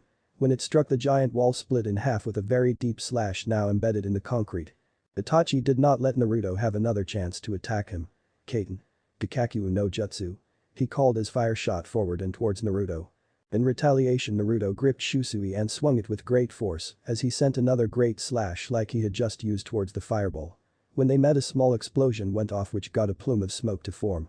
Naruto looked around the field as the smoke from the blast obscured his view. Though he did not have to search long as he then looked up to see Itachi in the air with kunai with paper bombs attached to them in each hand and then threw them towards him. Seeing the kunai coming towards him, Naruto made hand signs. "Suiten Mizu Bereto no Jutsu," he said as glumps of water shot out of his mouth and began taking out the kunai. He hit 9 of the 10 kunais, but one that was hiding behind the shadow of another kunai managed to get past and landed beside Naruto. He saw it and saw the paper bomb light up before it suddenly exploded beside him. "Neri-chan," Shizune and Tsunade called out while some of the Uchihas along with Fugaku grinned at the event. Itachi landed on the ground just a few feet from where Naruto was standing and looked at the post where his friend and rival had previously been standing. "Where did you go, Naruto?" he thought as he saw an empty spot where he had been standing. "Front, left, right, up, behind. That only leaves." He started as he looked down to the ground beneath him. Just as he did, the ground began to crack and shake, making Itachi's eyes widen slightly and jump back as quickly as he could. The tan chakra enforced fist shot out of the ground and missed Itachi by an inch and sailed past him. Even though that miss Naruto brought up his left leg and kicked Itachi in the stomach, making the boy keel over slightly and before getting pushed back and skid along the ground, though managing to still stand. Itachi, though in slight pain, did not allow any more time to be lost. "Kaiten Susei no Hai," he said as thick lumps of fire shot into the air, covering a small portion of the arena as small comet-shaped fireballs began raining down towards Naruto. "An interesting move, I don't think I have seen that one before," Hiruzen said as he examined the jutsu. Some of the other fire users in the arena watching were thinking the same thing. On the field Naruto saw the small fire comets coming towards him Suiten Sujinheki. He called a shot of water out of his mouth and built up a wall in front of him that went about 10 meters high into the air. The fire comets went through the water wall and immediately called off and either disappeared into nothing or began little steam balls that Naruto easily swiped away with Shusui. Naruto then pushed himself off the ground and towards Itachi and swung Shusui at him. Itachi saw the movie coming and whipped out a kunai in each hand and blocked the blade, and the two then began trading swipes of metal. Sparks flew all around them quickly and bright as the two traded blows. Naruto swung his shusui at Itachi, trying to hit parts of the body that were vital in order to bring him down quicker and try to end the match sooner. However, Itachi's Sharingan was preventing it as it kept locked on him and his movements and managed to read what move he would do next and either dodged or blocked the strikes. In the crowd, many were cheering as they watched the display between Naruto and Itachi, and most of the civilians were on the edge of their seats. It won't last much longer. The blonde Namikaze brat does not stand a chance against the Sharingan. His attempts are futile. Fugaku said as some of the Uchiha agreed with him while Mikoto scowled at her husband's words. This match is very close. Both boys are fighting on equal grounds. Hiruzen added. Yes, but if Naruto actually used that skill set he knows, then it would have been over a lot quicker. Tsunade quietly motioned about Naruto's Mokuton as Hiruzen nodded, however they both knew why Naruto wouldn't use that skill set till he was much older. On the field, Naruto was internally getting a little frustrated that he was not landing many of his strikes on Itachi as the Uchiha kept blocking them. He has increased his speed a lot. I need to find some way to slow him down. Naruto thought before an idea popped into his head that made him internally smile. Itachi watched as Naruto swung his blade again towards him and his Sharingan easily followed the movements. His Sharingan was so focused on the sword that it did not catch. Naruto put his hand into one of his pouches and brought out a brush. When Itachi blocked the strike with his kunai, Naruto smirked and put his brush forward and swiped it across Itachi's hand, quickly and skillfully drawing a seal on the back of his hand. Itachi felt the brush touch his skin and his eyes widened a little when he saw the black seal on his hand. He jumped back a little and saw the seal on his hand, and with his knowledge of seals to a degree, he recognized it was a weight seal. Should have kept your eye on Itachi. Naruto said as he made a hand movement. Phew. Minato and Kushina's eyes widened in surprise as they both thought the same thing. I didn't think that he would be that skilled in Kenjutsu.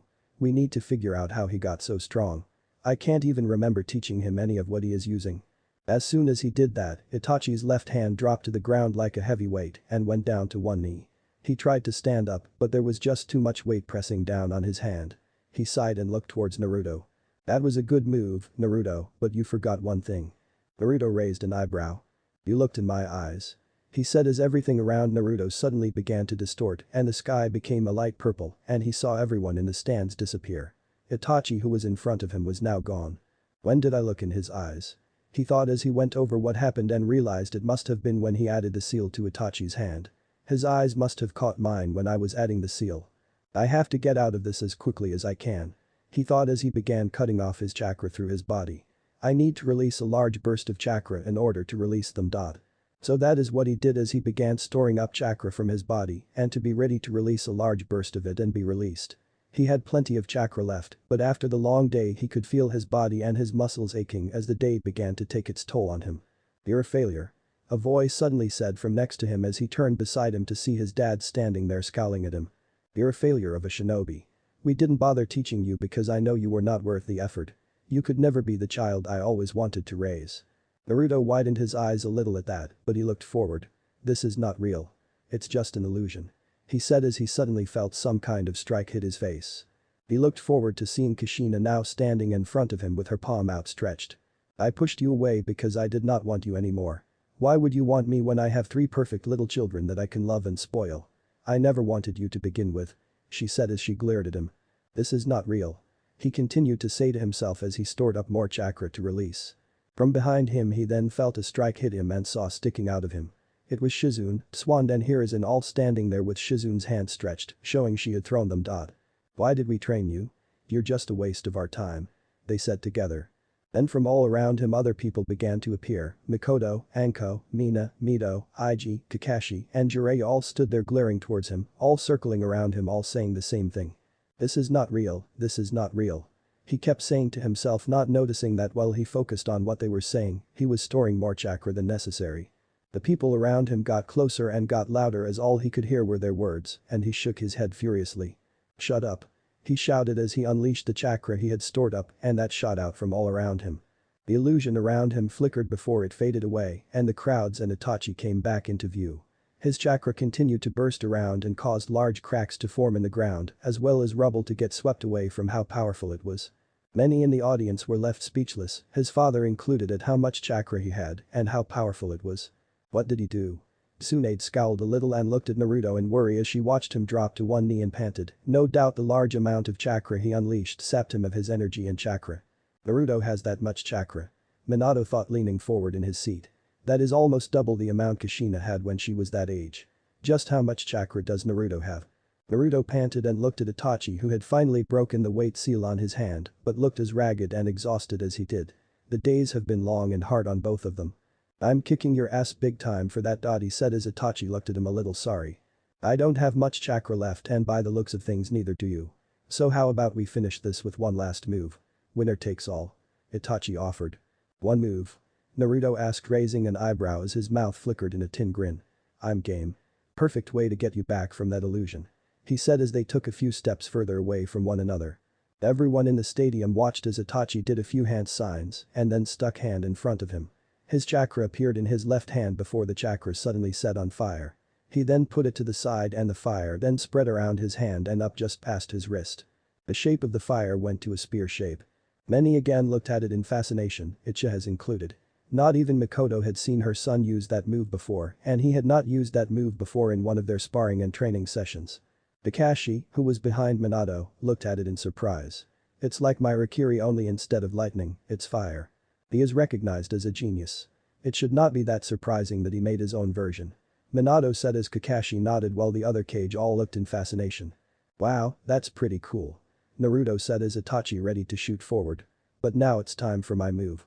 One I am sure many will recognize. Naruto then stood up and put his right hand out with his palm facing upwards. It was then that Konoha Shinobi heard the familiar swirling sound that made Minato, Tsunade, Kakashi, Shizune, Hiruzen and others widen their eyes to epic proportions when they realized what he was doing. In Naruto's hand, chakra began to swirl around in his hand before it began to form and take the shape of a sphere. It made a swirling sound and it pulsed in his hands. Itachi looked a little surprised before he went back to have an emotionless look on his face. How? How does Naruto know this? Minato asked, standing up from his seat. I'm not sure. But if I had to guess, it seems that Naruto has been going through your things. It is the best explanation to him knowing that jutsu. Kakashi added. Back in Konoha, Kushina and the other mothers had looks that resembled gaping fish, not really believing that what they were seeing was real. Kushina, Minato taught him. Was that really that wise? Sume said as Hana stared at her friend in awe. He didn't. I know Minato didn't. We have spoken about not teaching anyone until we felt it was time. We did not even want to teach the twins until they were at least 12, maybe 13. She said as they all looked at her, then Kushina realized something. We had never even intended to teach it to Naruto. We weren't going to teach him his birthright. Is this what Tsunade meant that day we told her to teach the twins medical ninjutsu? Well, I guess Naruto did not get that memo. Hitomi Hyuga said as by her feet, Mina, Ig and Mito watched their big brother in fascination and the blue orb in his hands. Back on the field, Naruto and Itachi positioned themselves readily and eyed each other. Itachi had his Sharingan activated, while Naruto's eyes seemed to glow with power radiating from it. Then they both pushed forward and ran towards each other at great speed. Itachi had his left hand brought back behind him, as did Naruto with a dot. Those in the audience were completely silent as the two moved opposed each other and suddenly got thrown forward and towards one another. The only sound through the arena was the sound of the attacks. Heijin. Rasengan. Both attacks met head-on, and the sound of the clash resonated through the arena as they collided. The wind around the two boys picked up before a strong shockwave erupted from around the two boys as the two attacks fought for dominance. The ground beneath them cracked away along with the area around them. The entire arena was hit by a strong shockwave and wind that many put their hands in front of their faces. This is insane. Who knew kids like this could have this kind of power? Akumo Shinobi said as he tried to stop the wind lashing at his face.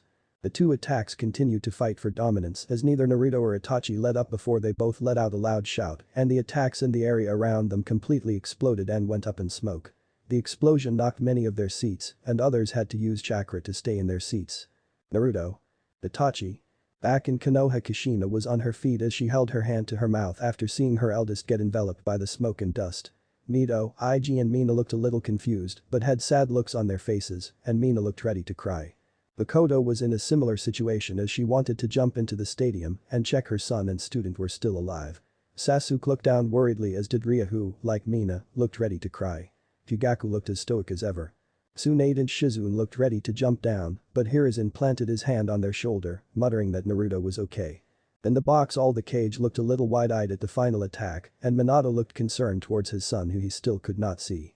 Slowly though the cloud of smoke disappeared, revealing that the entire arena was completely and utterly wrecked and the walls looked like they were barely standing. Eventually the figure of Naruto and Itachi appeared and showed them both standing shoulder to shoulder, while both were looking and facing opposite directions. Both looked ready to drop and their clothes were in tatters. They had cuts all over their bodies and bruises forming. Naruto's left hand looked very burned, while Itachi looked a little mangled, indicating some broken bones. Everyone sat on the edge of their seats as they waited for the two boys to move or to even speak. Itachi and Naruto turned their heads towards each other and both gave off a small smile before Itachi spoke. "I guess you got me," he said as his eyes rolled into the back of his head and fell to his knees and went unconscious. Many gasped at that while Naruto looked at Pakura who reappeared on the field and looked a little shocked from the fight she had seen. She lifted her arm in the air. "The winner of the match and winner of the Chunin exams is Naruto Uzumaki Namikaze." As soon as she did, most in the stadium got on their feet and clapped wildly at the amazing battle they had just seen. Most clapped while some for Kumo and Iwa scowled a little and just looked away. Naruto smiled at the crowd and saw his father look at him in disbelief, no doubt not believing his son just won the exams. With the match over, Naruto breathed out a heavy breath before he fell backwards, the exhaustion of the day now taking its toll on him. Uzumaki or not, he had his limits. When he did, Tsunade, Shizune, Hiruzen and Mikoto left their seats and jumped into the stadium. Mikoto went straight to her son with Shizune coming up behind her to check him over, while Tsunade and Hiruzen checked on Naruto. "Let's get them both to the med bay, they will need some serious resting after today," Tsunade said as she picked up Naruto up gently on her back, with Mikoto doing the same for Itachi before they quickly left the stadium. Shizune hurried with them while Hiruzen picked up Naruto's blade in his hands and followed after them. Chapter 13. Long-awaited words. So first and most importantly, I want to congratulate Team 13 for their great performances in the exams in Suna 5 days ago, and of course well done to my son Naruto for winning the exams, Minato said as he sat behind his desk. In front of him stood Naruto, Itachi and Anko with the two boys covered in bandages. Naruto had his right hand covered up as well as his shoulder and had a few patches on his face. Itachi had the same on his left arm but had bandages wrapped around his chest and a few patches on his cheeks. Anko though was mostly okay and just had a set of bandages around her chest from breaking 2 ribs during her fight with Itachi. Since the end of the Chunin exams 5 days ago, most of the bruising and small cuts had vanished thanks to Tsunade and Shizune personally looking after Naruto and his team and pouring medical chakra through their systems. They stayed in sauna for 2 days to rest and recovered before all the Konoha visitors left and took 3 days to arrive back home in Konoha. His father had talked with him a lot during those 3 days, and Naruto had a feeling it was because he was curious about Naruto's strength and how he managed to attain it. Once he got home, he was expecting some kind of interrogation from his parents, since when they arrived back home his mother had a curious gaze on him, as if trying to figure him out. His sibling welcomed him back happily, and Mina had clung to him ever since. It had taken some blackmail with ice cream to get her off him, since he and his team were requested in Hokage's office. Around the room, multiple members of the Konoha Shinobi Council stood watching and smiling at the 3 young shinobi and clapped lightly. On that side was also Mikoto, who was smiling the biggest proud smile she could muster with a feeling that she had done a good job with her team and that she had helped 3 great future shinobi. On the other side was Tsunade and Hiruzen, who were standing with Kakashi, Kushina, Shizune, and a few more of the Konoha Jonin. Then on the other side of Hiruzen were his former teammates and fellow Konoha elders Himura, Kaharu and Danzo. The 2 elders did not mind though Naruto found them both to be a couple of sticks in the mud, always acting very serious. While the other guy Danzo gave Naruto an eerie feeling. Plus his Jiji, Tsunade and Shizune had warned it was best to stay away from him. Now I think everyone here would agree with me when I say these 3 have all proved themselves ready to become dot. Around the room everyone murmured in agreement. Then in that case I believe it's only fitting to have these handed out, Minato said as he pulled out a scroll from his desk and unsealed the contents of it. Out of the scroll he revealed 3 flak jackets and handed them out. First to Anko, then to Itachi and then to Naruto, who he happily ruffled his hair. Naruto though did not react from it and just stood there as he listened to his father. Then today I would like to congratulate Anko Mitsurashi, Itachi Uchiha and Naruto Uzumaki Namikaze on becoming dot, he said as more murmuring and clapping rang out through the office.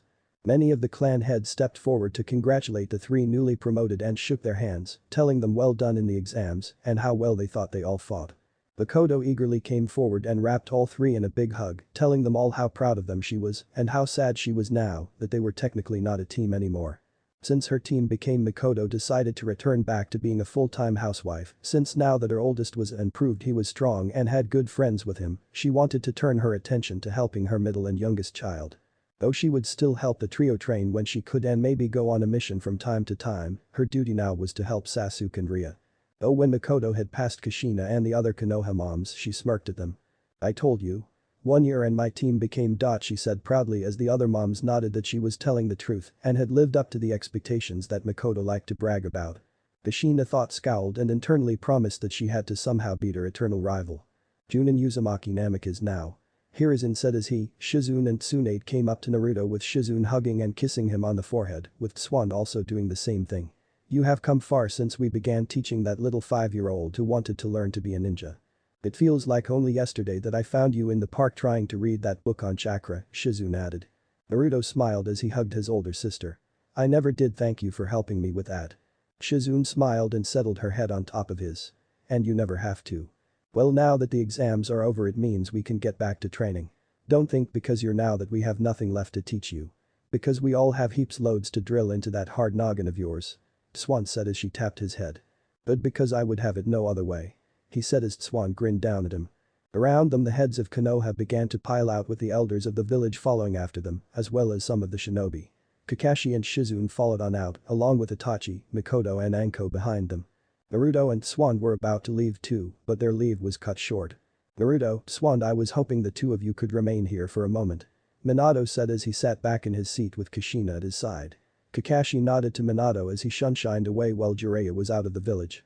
Naruto and Tsunade raised eyebrows simultaneously, which looked a little odd, but they hung around.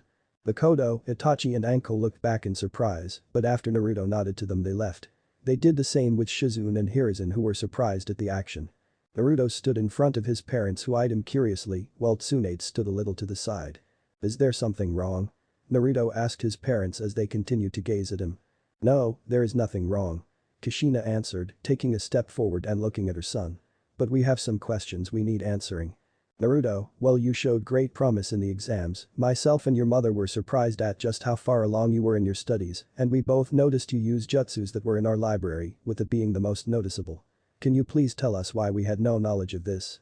Minato asked. Naruto looked at his parents looking at him and raised an eyebrow while putting his hands in his pocket. He looked over at Tsunade, who just nodded at him. "Because neither of you cared enough to help me, so I took matters into my own hands," he said, giving them both an answer neither were expecting to hear. "What? Neri-chan, that's not true," Kushina said, defending herself and her husband, but Naruto just gave her a light glare. "Really? Okay, then tell me, in the past, what have either of you actually helped me with? What did you train me in?"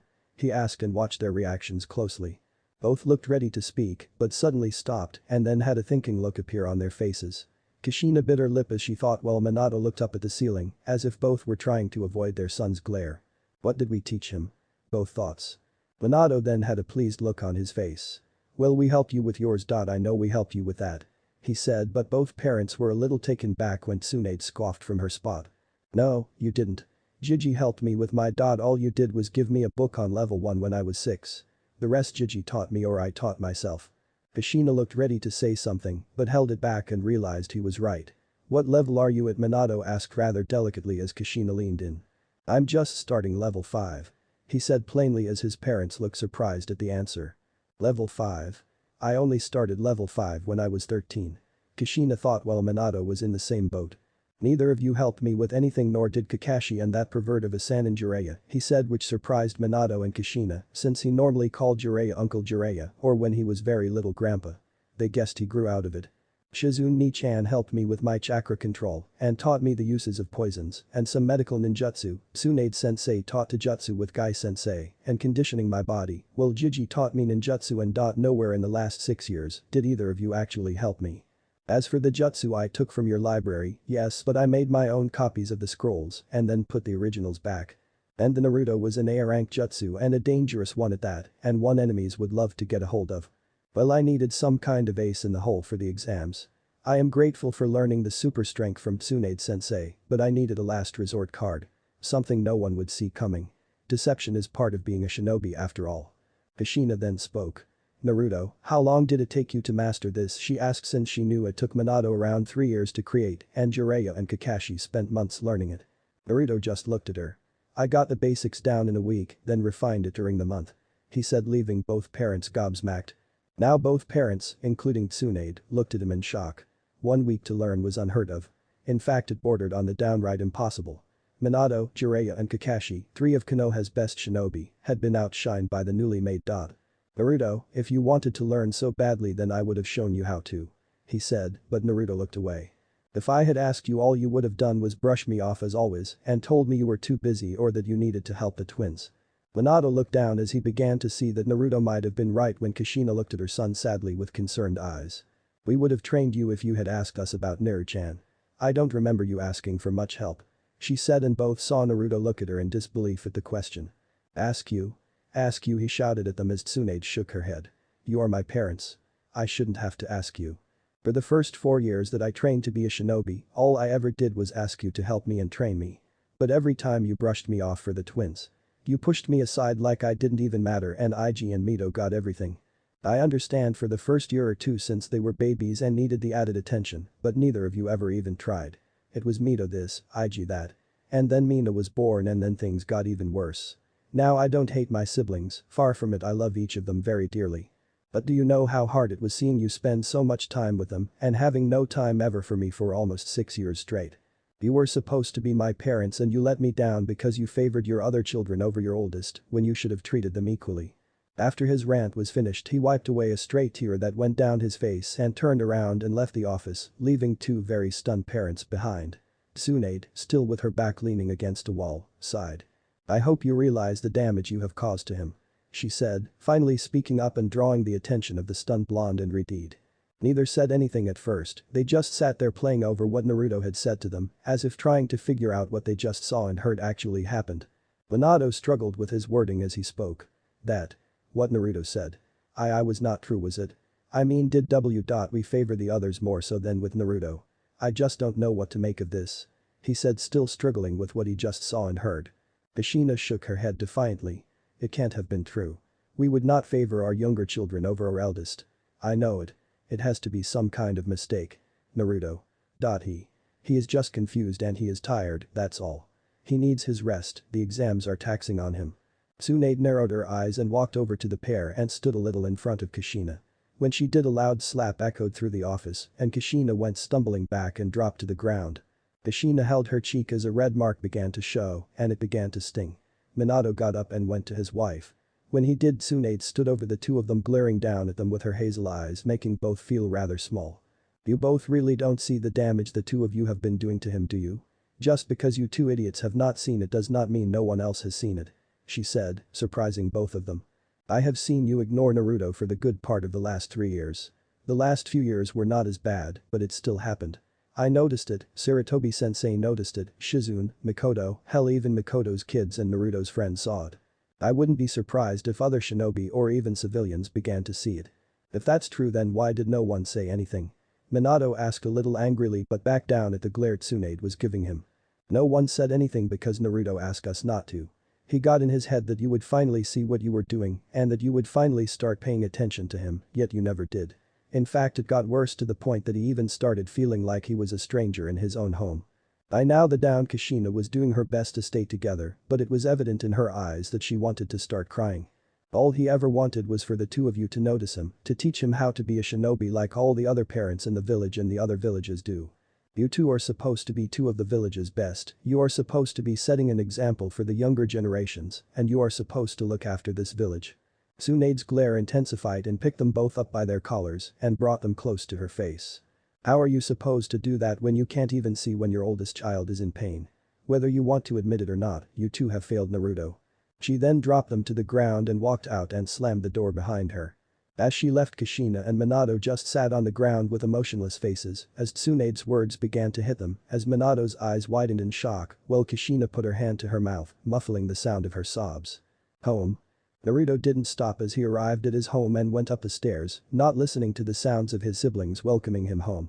He went to his room and slammed the door shut as he threw his flak jacket against the side of the wall. The nerve. How dare they think that I'm lying to them? They really can't see what they have done wrong, can they? He shouted in his mind as his anger got too much and he punched the side of the wall making a fist-sized hole in the wall. His breathing was a little ragged as he dropped down onto his bed as he just stared up at the ceiling, allowing his eyes to get a little red and letting a few tears stroll down his cheeks. As he laid back he heard his door open and heard little footsteps coming towards him. He already knew who it was by the footsteps. He looked over to see Mina standing there with a few crayons and a piece of paper, no doubt wanting Naruto to join her in some coloring. "Hi Mina-chan. You want to do some drawing?" he said sitting up, but Mina looked at him with a tiny crease in her brow. She then shakily and with a bit of help from Naruto, got on the bed and waddled to Naruto and put her hands forwards to his cheek and to his surprise, began wiping away the tear marks.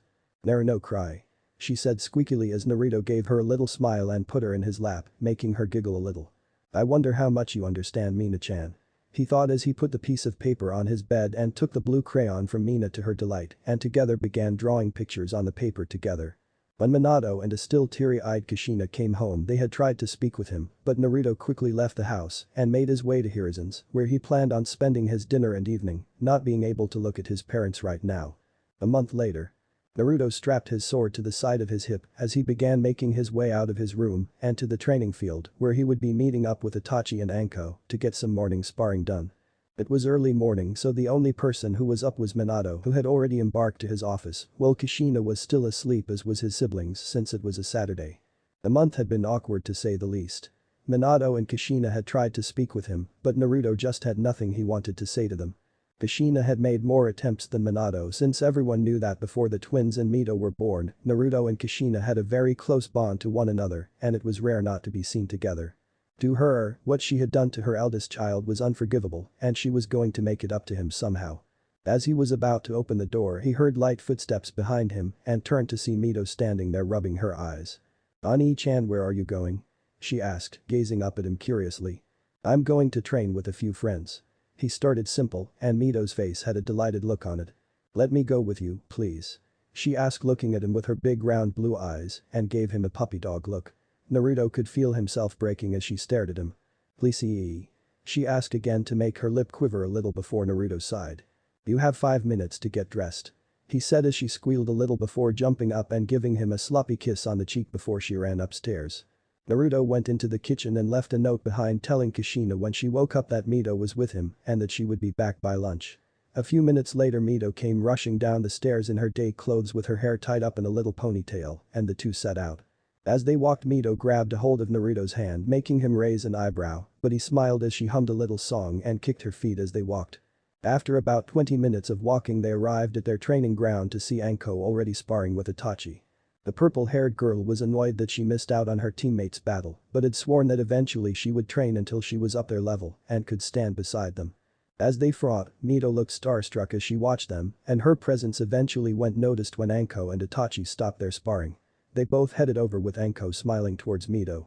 "You brought a little munchkin with you today, huh, Naruto?" she said as she patted Mito on the head, making the younger girl smile up at the older girl. "That was so cool. Can you teach me how to make that snake move Thingy?" she asked using her puppy dog eyes like she had done to Naruto earlier, but thankfully Anko was immune to such a move.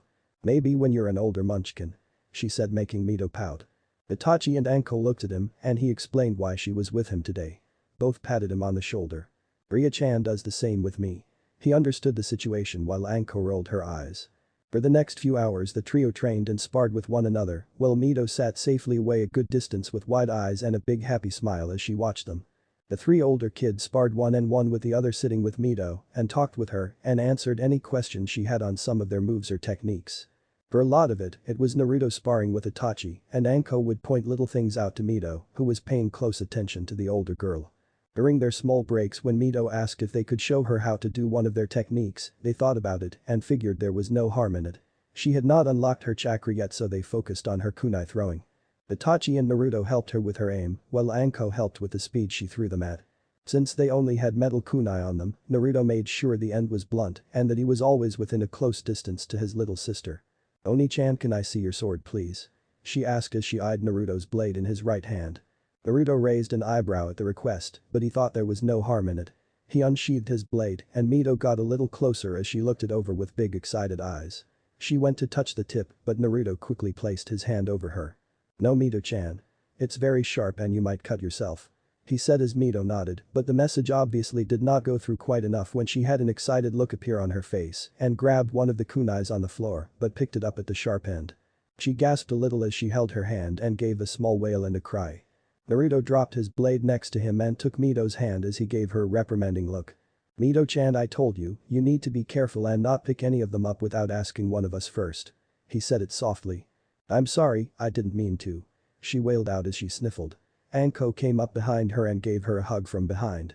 Naruto sighed and gave her a small smile. "Here, let me heal it for you." He then took her hand into his own and gently uncovered her other hand which was covering the cut. The cut was not very big or deep and was just a straight line starting at the bottom of her thumb and stopping at the start of the middle finger. Naruto's hand glowed green and went to heal it when his eyebrow furrowed in confusion. Itachi and Anko saw the look and looked at Mito's cut and their faces then did the same. Mito's cut lightly glowered red as the cut slowly began to heal itself. As he looked at it, Naruto's jutsu hand grazed over Mito's stomach as his focus was on the cut and from the corner of his eyes, he saw black markings appear on the bit of her stomach that was showing through her shirt. "Mito-chan, can you show me your tummy for a minute?" he asked. "You won't tickle me, will you?" she asked as they all laughed. "No, I won't tickle you," Naruto said, smiling at her as Mito gently lifted her top to show her stomach. When she did, Naruto and everyone else suddenly had a serious and focused look on their faces as they saw a black spiral pattern with 8 points, 4 on top and 4 on the bottom. "Is that a seal?" Anko asked, looking confused at Naruto who nodded. "Yeah, but it's very advanced, so advanced that it can only be my parents' work. I mean the spiral is the symbol of the Uzumakis, so my parents must have put this on her." "Why? Why would they put a highly technical seal on a 5-year-old?" Itachi asked as Naruto's chakra hand went forward. His fingertips touched the seal on his sister's stomach, but when he did everything went black and a pair of giant red eyes with black slits stared at him before he suddenly heard a loud roar. As quick as it came it ended and Naruto fell on his butt and looked at the seal with wide and shocked eyes. "What is it?" Itachi asked as Anko looked curious as well, wondering what could have had their friend look so shocked and even look a little frightened. Naruto said before he shook his head. "I can't tell them what I saw. At least not here with Mito in front of us." He thought as Mito looked at him curiously. "I get it now. I know why they pushed me aside. And they did this to her." He thought angrily before mentally calming himself down. Naruto breathed in and got back on his feet before looking down at Mito. "Is your hand better, Mito-chan?" he said as he took her hands in his again and saw that it was completely healed. "It's better, thank you," she said quietly before putting her hand in front of his mouth. "Kiss it better." Naruto smiled at his little sister and planted a big kiss on her hand before he kissed her again on the cheek, making her laugh before he picked her in her arms. "Come on, Mito-chan. It's about lunchtime and I kinda fancy some ramen," he said as Mito's eyes shined bright. "Ramen?" she called out whilst Anko and Itachi declined his offer and went back to their own homes, leaving the siblings to eat by themselves. They stayed at Ichiraku's for about almost an hour, leaving 10 bowls from Naruto and 3 bowls from Mito before they made their way back home. Mito's giggling was the first thing Kushina heard as Naruto and Mito walked through the door and the 5-year-old went straight to her mother and wrapped her in a hug. "Ah-chan, Naruto Oni-chan took me with him and his team to train and they were really good. They taught me how to improve my kunai skills, but then I got cut, but Oni-chan healed me and then he took me to get ramen," she said. Kushina tried to follow the words that came out of her daughter's mouth. "That's a very nice sweetie," she said as Naruto walked in not looking at her and said hello to his other siblings. "Hey, Ig-chan," he said as he patted his brother's head. "Hi, Oni-chan," Ig said as he ate his sandwich before he turned to Mina who was pouting at him and was puffing out her cheeks. Naruto thought she looked adorable and went down to her level. "Mina-chan, are you mad because I didn't take you with me this morning?" he asked as Mina just continued to pout at him and her little cheeks went red. "Next time I will take you with me," he said, staring at her before a couple of seconds passed at her pout turned into a big smile as Naruto leaned forward and kissed the tip of her nose, making her nose wrinkle in the process. "Naruto?" Kushina called as Naruto turned around and looked at her, not showing any emotion on his face. "I was about to make some lunch. I know you have had ramen already, but maybe I could." "No thanks. I'm still full from lunch. I'm going to my room," he said, and before Kushina could say anything he left the room making her sigh sadly and look down at the floor before she took a seat. "Naru-chan, how far have I pushed you away from me?" she said quietly as she listened to Naruto's footsteps go up the stairs. Chapter 14. Summoning. 2 years later. The 13-year-old Naruto sprinted along the rooftops as he headed away from the Hokage building. He had just finished a week-long mission away with a 3-formation team who were sent to take care of 2 aligned bandit camps that had been causing some problems up north of Konoha. The mission was easy and the people he worked with were friendly enough with Naruto, not really caring much that he was just a kid like some others acted. The fair few times some of the other Naruto went on missions and would complain how they got stuck with a kid, the Hokage's son or not, and thought that Naruto would drag them down. Quickly though, Naruto proved them wrong, and he quickly showed them why he had become a dot. He got no more complaints afterwards. Itachi was not around much since Itachi was usually on separate missions, confined to the Uchiha compound, since Fugaku wanted to make sure his prized Uchiha son did not sully himself with others too much or was getting ready to head into the Anbu forces. Anko as well he did not see as much as he would like since she had taken a keen interest in the torture and interrogation division that was headed by the sadist Ibiki Marino. She quickly impressed the head of the division and was quickly making a name for herself.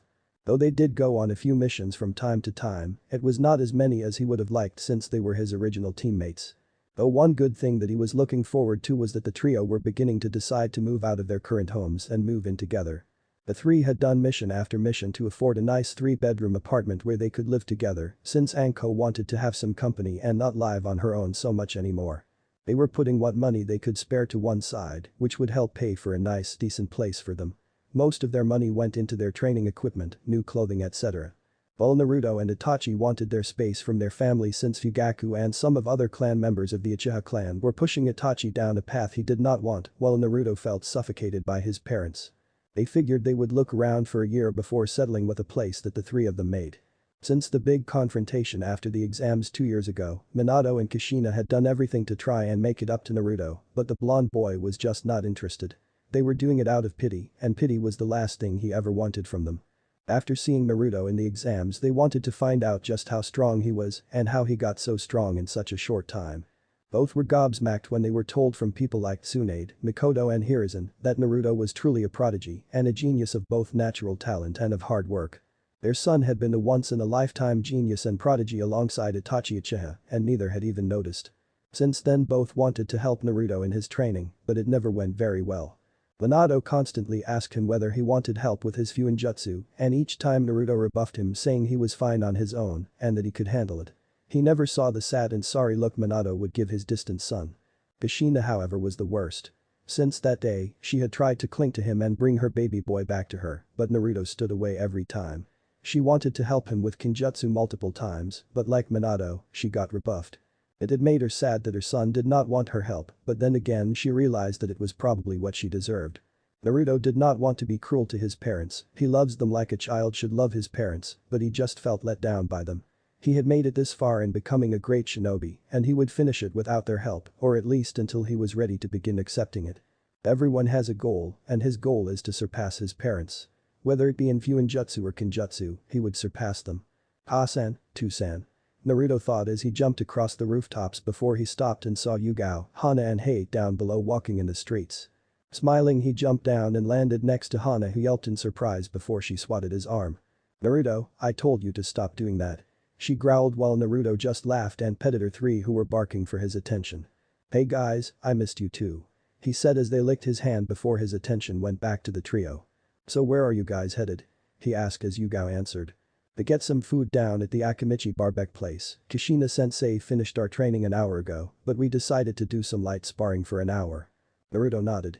He was genuinely surprised that his mother had decided to take on a genin team, though he had a feeling it had something to do with her arch-rival and his team sensei Mikoto Uchiha, rubbing it in her face that her first genin team became in a single year. Something that never been done before since the Sannin. The trio had been a team for about 6 months and Kushina was hoping to get them ready for the exams in 6 months' time. Never would she allow Mikoto Uchiha to get the better of her. How was the mission? Yugao asked. Kushina-sensei has been worried ever since you left. She kept looking in the direction of the gate every 5 minutes trying to sense if you had arrived back yet. She knows I am a big boy and that I can take care of myself. Besides, I had teammates with me. True, but she still worries. I don't think she can help it since she is your mother. Hayate said before coughing into his hand while the other two nodded. Okay, well I will see you guys later. I got some training to catch up on. He said as he said his goodbyes, jumped away and headed towards the training grounds. He sprinted past each training ground, watching the shinobi as some of them as they trained and practiced their jutsu.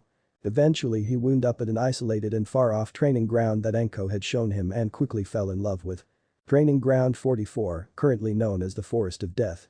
Anko had showed it to him about a year ago and he was amazed he had not found this place before. It was the most dangerous of all the training grounds because of the giant animals and insects that live inside it as well as all the natural hazards and nature's traps. It was the perfect environment for training and he, Anko and Itachi went there as often as possible. Approaching the fences that lay around the training ground, he quickly jumped on top of the metal beams and pushed himself forward and onto one of the giant trees. He leapt along the tree and branches when he sensed a large object heading straight towards him with quick speed. Instead of panicking, Naruto just rolled his eyes before he halted and kicked his leg out with super strength packed behind it. When his leg went forward, it connected to a large spider 4 times the size of Naruto, sent it hurling 40 meters into the air and sent it far away from him. I think I might have kicked it to the other side of the forest. He thought before shrugging, knowing it was the spider's own fault for attacking him in the first place. As he ran across the tops of the trees and headed towards his normal spot, he stopped and frowned suddenly when he sensed a small chakra signature nearby and when he felt it and its emotions were in distress and fear. That's odd, no one else should be out in this area. Only myself, Itachi and Anko train here and I know for a fact Anko and Itachi would not get themselves into trouble. Well, Anko maybe. Turning left and running towards it at his top speed, dodging the branches and sharp edges of trees that stuck out before he quickly landed beside a large plot of quicksand that was about 10 meters long in length and width. At first, he frowned because he could not see anyone nearby, but he still sensed a chakra signature nearby and wondered if he had just been sensing some kind of giant animal. Looking towards the center of the quicksand, a small indent on the surface of the quicksand made him realize whoever it was already drowning in the sand and would meet their death in a matter of moments. It felt scared and helpless and Naruto had to help whatever it was. He made a few hand signs before slamming his 2 hands together. Wood style. Wooden pillar jutsu. He called out as wood shot out from the ground and made its way towards the center of the quicksand before it evened out and formed into a makeshift bridge. Naruto ran across the small wooden bridge and channeled chakra into his arms to give him more strength before he divided his hands into the quicksand and wrapped around whoever was sinking. With great strength, he fought against the quicksand and pulled whoever it was out. He stumbled back a little and landed on his butt. He took a deep breath since he had to use more strength than he thought he would against the quicksand, something many shinobi hated since there were very few ways to get out of it. Whoever it was in the quicksand was very small, so small in fact that if he squeezed them any tighter then they might have popped. He looked down to see the person he just saved. Though who he saved was not a person at all. Looking down he saw it was a small cat, very small in fact that he could probably put her on top of his head. The little cat was completely white and had black stripes all over its body. Its paws were tiny, almost as tiny as a baby's hand. A pair of sharp teeth were protruding from its mouth. "Hey there little guy. What are you doing in a big scary place like this?" he said as the little cat opened its eyes to reveal big green eyes looking back at him with a cat slit like a pupil looking back at him. It stared at him for a moment before it let out a small meow and licked his cheek affectionately, making him laugh a little.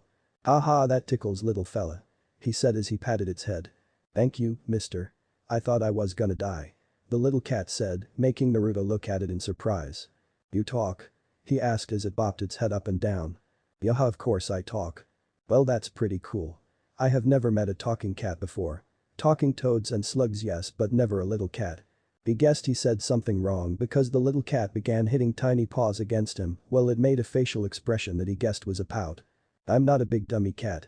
I'm a tiger, a white tiger from the White Tiger clan. And stop calling me fella, I'm a girl," the little tiger revealed, making Naruto look at her in surprise. "Oh well, I am sorry about that," he said before he put his hand out to her. "My name is Naruto. It's nice to meet you," he said as the little tiger cub looked at him with her big green eyes before she copied his motions and placed her paw on top of his hand. "My name is Kiara, part of the White Tiger clan," she said as Naruto nodded and stood. He walked away from the quicksand with Kiara still in his arms. He held her close so that she did not fall back into the quicksand and he gently stroked her beautiful coat of fur, removing bits of sand from it as he did. "You know, I don't think I have ever heard of a White Tiger clan before," Naruto said. "I am aware of the toads, snakes, slugs, monkeys and dogs, but white tigers are a new one to me." Kiara moved her little head to look up at him. "San doesn't like our kind going out in the world too much. She says long ago people killed the small tigers for sport and lots of us died. So San wants us to stay in our homeland since it's safe there and no one can hurt us." Naruto smiled. "Your San sounds very smart and she sounds like she cares a lot for her family." Kiara bobbed her head. She is very powerful. San is the chief of the White Tiger clan. A lot of the other tigers are a little scared of her since she is very strong. But I think San is a big softie." "Yeah, I bet," Naruto thought. "If you are not usually allowed to leave your home then why are you in this forest?" he asked. Kiara gave him a very toothy smile.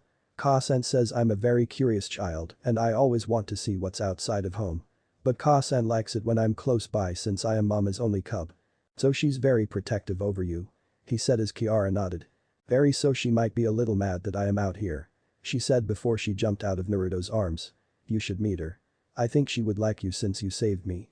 I don't think that would be a good idea. He said waving his arms, but Kiara did not listen and placed her paw on the ground in front of them. As she did, black marking appeared on the ground as Naruto recognized the summoning seals. A second later a large cloud of smoke appeared and it made Naruto go very nervous. He thought the cloud would be small, about a man's size or bigger, but instead it was enormous, covering parts of the forest and went far over the tops of the trees. Oh crap. He hoped that Kiara's mother would not turn him into cat food. As the cloud began to disappear, Naruto unconsciously took a step back, and for good reason. The creature in front of him was the very definition of enormous. She towered over the tree's tops, and if he had to guess, he would say that she was even bigger than his father's summon Gamabunta, at least a good head taller. Not quite as big as the Kyuubi no Yoko he had seen when he was 5, but she was not far off. Her fur was like Kiara's, snow white with long black stripes over her body, but her coat had a shine to it that he guessed came with age. Her eyes were jade green as well, and her claws on her paws were even bigger than his shusui. On the top of her head was what looked like some kind of tiara with an emerald in the center of it, and her tail and shoulder muscles had this grayish-silver armor to it. The enormous white tiger looked round in confusion. Where am I? She called out in a strong but very elegant-sounding voice. The voice had nobility laced all over it. Ka-san, down here. Kiara's squeaky voice called, and at first he wondered if the giant tiger would even be able to hear. But she obviously did when her large head looked down and towards Kiara. Kiara? She said in a stern voice as her head lowered down to the ground to look at her daughter. What have I told you about leaving Mount Rainier? You know I don't like you leaving our home without me knowing her at all. Kiara stood up on her hind legs, which would have reached Naruto's knee, against her mother's enormous nose. But Ka-san, it's so boring at home. And I met a new friend. See? She said looking over at Naruto, whose eyes went a little wide as the enormous eyes of the white tiger chief moved towards him and narrowed.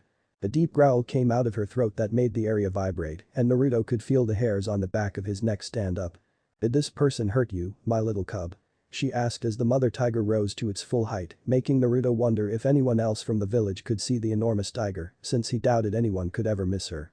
Naruto gulped and readied himself to defend himself if possible, but Kiara leapt in front of Naruto and looked at her mother with a pout on her face. Ka-san, please don't hurt him. He saved me. I might have died if he had not arrived. The great tiger obviously looked a little put back when her daughter spoke before her eyes narrowed again and went back down to look at Kiara's. Start explaining to my daughter, she said, though it sounded more like a command. So Kiara began to explain what had happened, how she fell into quicksand as she chased a butterfly around and was drowning in it when Naruto arrived and took her out of the sand before it could completely engulf her. Naruto stood to the side as the mother tiger scolded her little cub at her foolish actions before her giant nose touched Kiara's body. I thought I might have lost you. She said softly as Kiara stood on her hind legs again and licked her mother's nose in comfort. Naruto smiled. She was just a mother worried about her child. The giant tiger moved her head and looked towards Naruto before she stood at her full height, again making Naruto take a gulp. No words were spoken for a moment as the mighty white tiger chief boss looked down at Naruto, with her large green eyes gazing right into him. After a moment of silence she spoke. Saving my daughter as you did has put you in a favorable light, and your actions have gained my thanks, young man. Few would dare to risk saving another from death, less likely counting we are of different species. For saving my daughter, you have my thanks. I am Shiba, chief of the White Tiger clan of Mount Rainier. Knowing to be polite in this situation, Naruto bowed to the giant white tiger leader. I am Naruto Uzumaki Namikaze. It's nice to meet you. He said as Shiba nodded to him. You will have to forgive my earlier rudeness to you, young cub. My kind have had bad experiences with humanity, so we tend to avoid interaction with them. You are the first human I have spoken to in many decades. He is a really nice Ka-san. He cleaned me and got rid of the sand. Kiara said as she showed her mother her clean fur. It was no problem at all, Shiba-sama. I was just glad that I could help and save your daughter when I did. If not, then I dread to think what might have happened. Shiba nodded her head and was about to speak when Kiara was waving her paws in the air, trying to get her attention. Ka-san, we should reward him. I know how we can reward him. It is the best idea I have ever had. She said as Naruto chuckled at the little cub while Shiba rolled her eyes but smiled a big toothy smile, showing her large sharp teeth. What is your ideal, young one? Kiara gave her a big smile and patted over to Naruto as she rubbed her head against his leg, purring before answering. Let him become our summoner and sign the White Tiger contract. She said as both Naruto and Shiba looked at her in surprise. Naruto did not have any words to say, though inwardly he was bursting with happiness. He had always wanted to have a summons after seeing Anko use her snake summons back in the exams, and it had stayed with him ever since. Shiba meanwhile narrowed her eyes to look at her daughter and Kiara. Kiara, might I remind you we have never had a summoner before. Why should we start now? Kiara frowned. But Kasan, this could be a good way to get back into this world, plus Naruto would be a good summoner. Right? She asked as Naruto quickly nodded his head. Shiba stood tall as she looked down at Naruto with her piercing green eyes staring intently into him, almost as if she was staring into his very soul and trying to see if he was worthy enough to be their first summoner. What would you do if we gave you permission to sign our contract? Would you use us simply for our power? To gain respect and make people fear you? Shiba asked as if testing him. Naruto quickly shook his head. No, that would not be the reason. He said as Shiba and Kiara listened in. If I got the chance to sign your contract then I would be eternally grateful. With your power I would use it to help protect my home, my village, my friends and my family. I would use your power to fight the evil and the darkness of this world and keep it at bay, while keeping everything I hold dear safe and protected. That is what I would do if you allowed me to sign your contract. Shiba said nothing as she stared down at Naruto as she contemplated his words in her head. Beside Naruto, Kiara beamed up at him and was rubbing her body against his leg while purring happily, showing her like to the words that he had just spoken. After a moment Shiba looked down towards Kiara and gave her a small nod which made the little cub bounce in happiness before she placed her paw on the ground and another poof went out, though this time it was only a tiny one. Out of the smoke was a large scroll, about the size of the one Jiraiya carried on his back for the toads. It was grey in color and on each end had a silver tiger head, while the kanji for white tiger was written on the side. Open it up.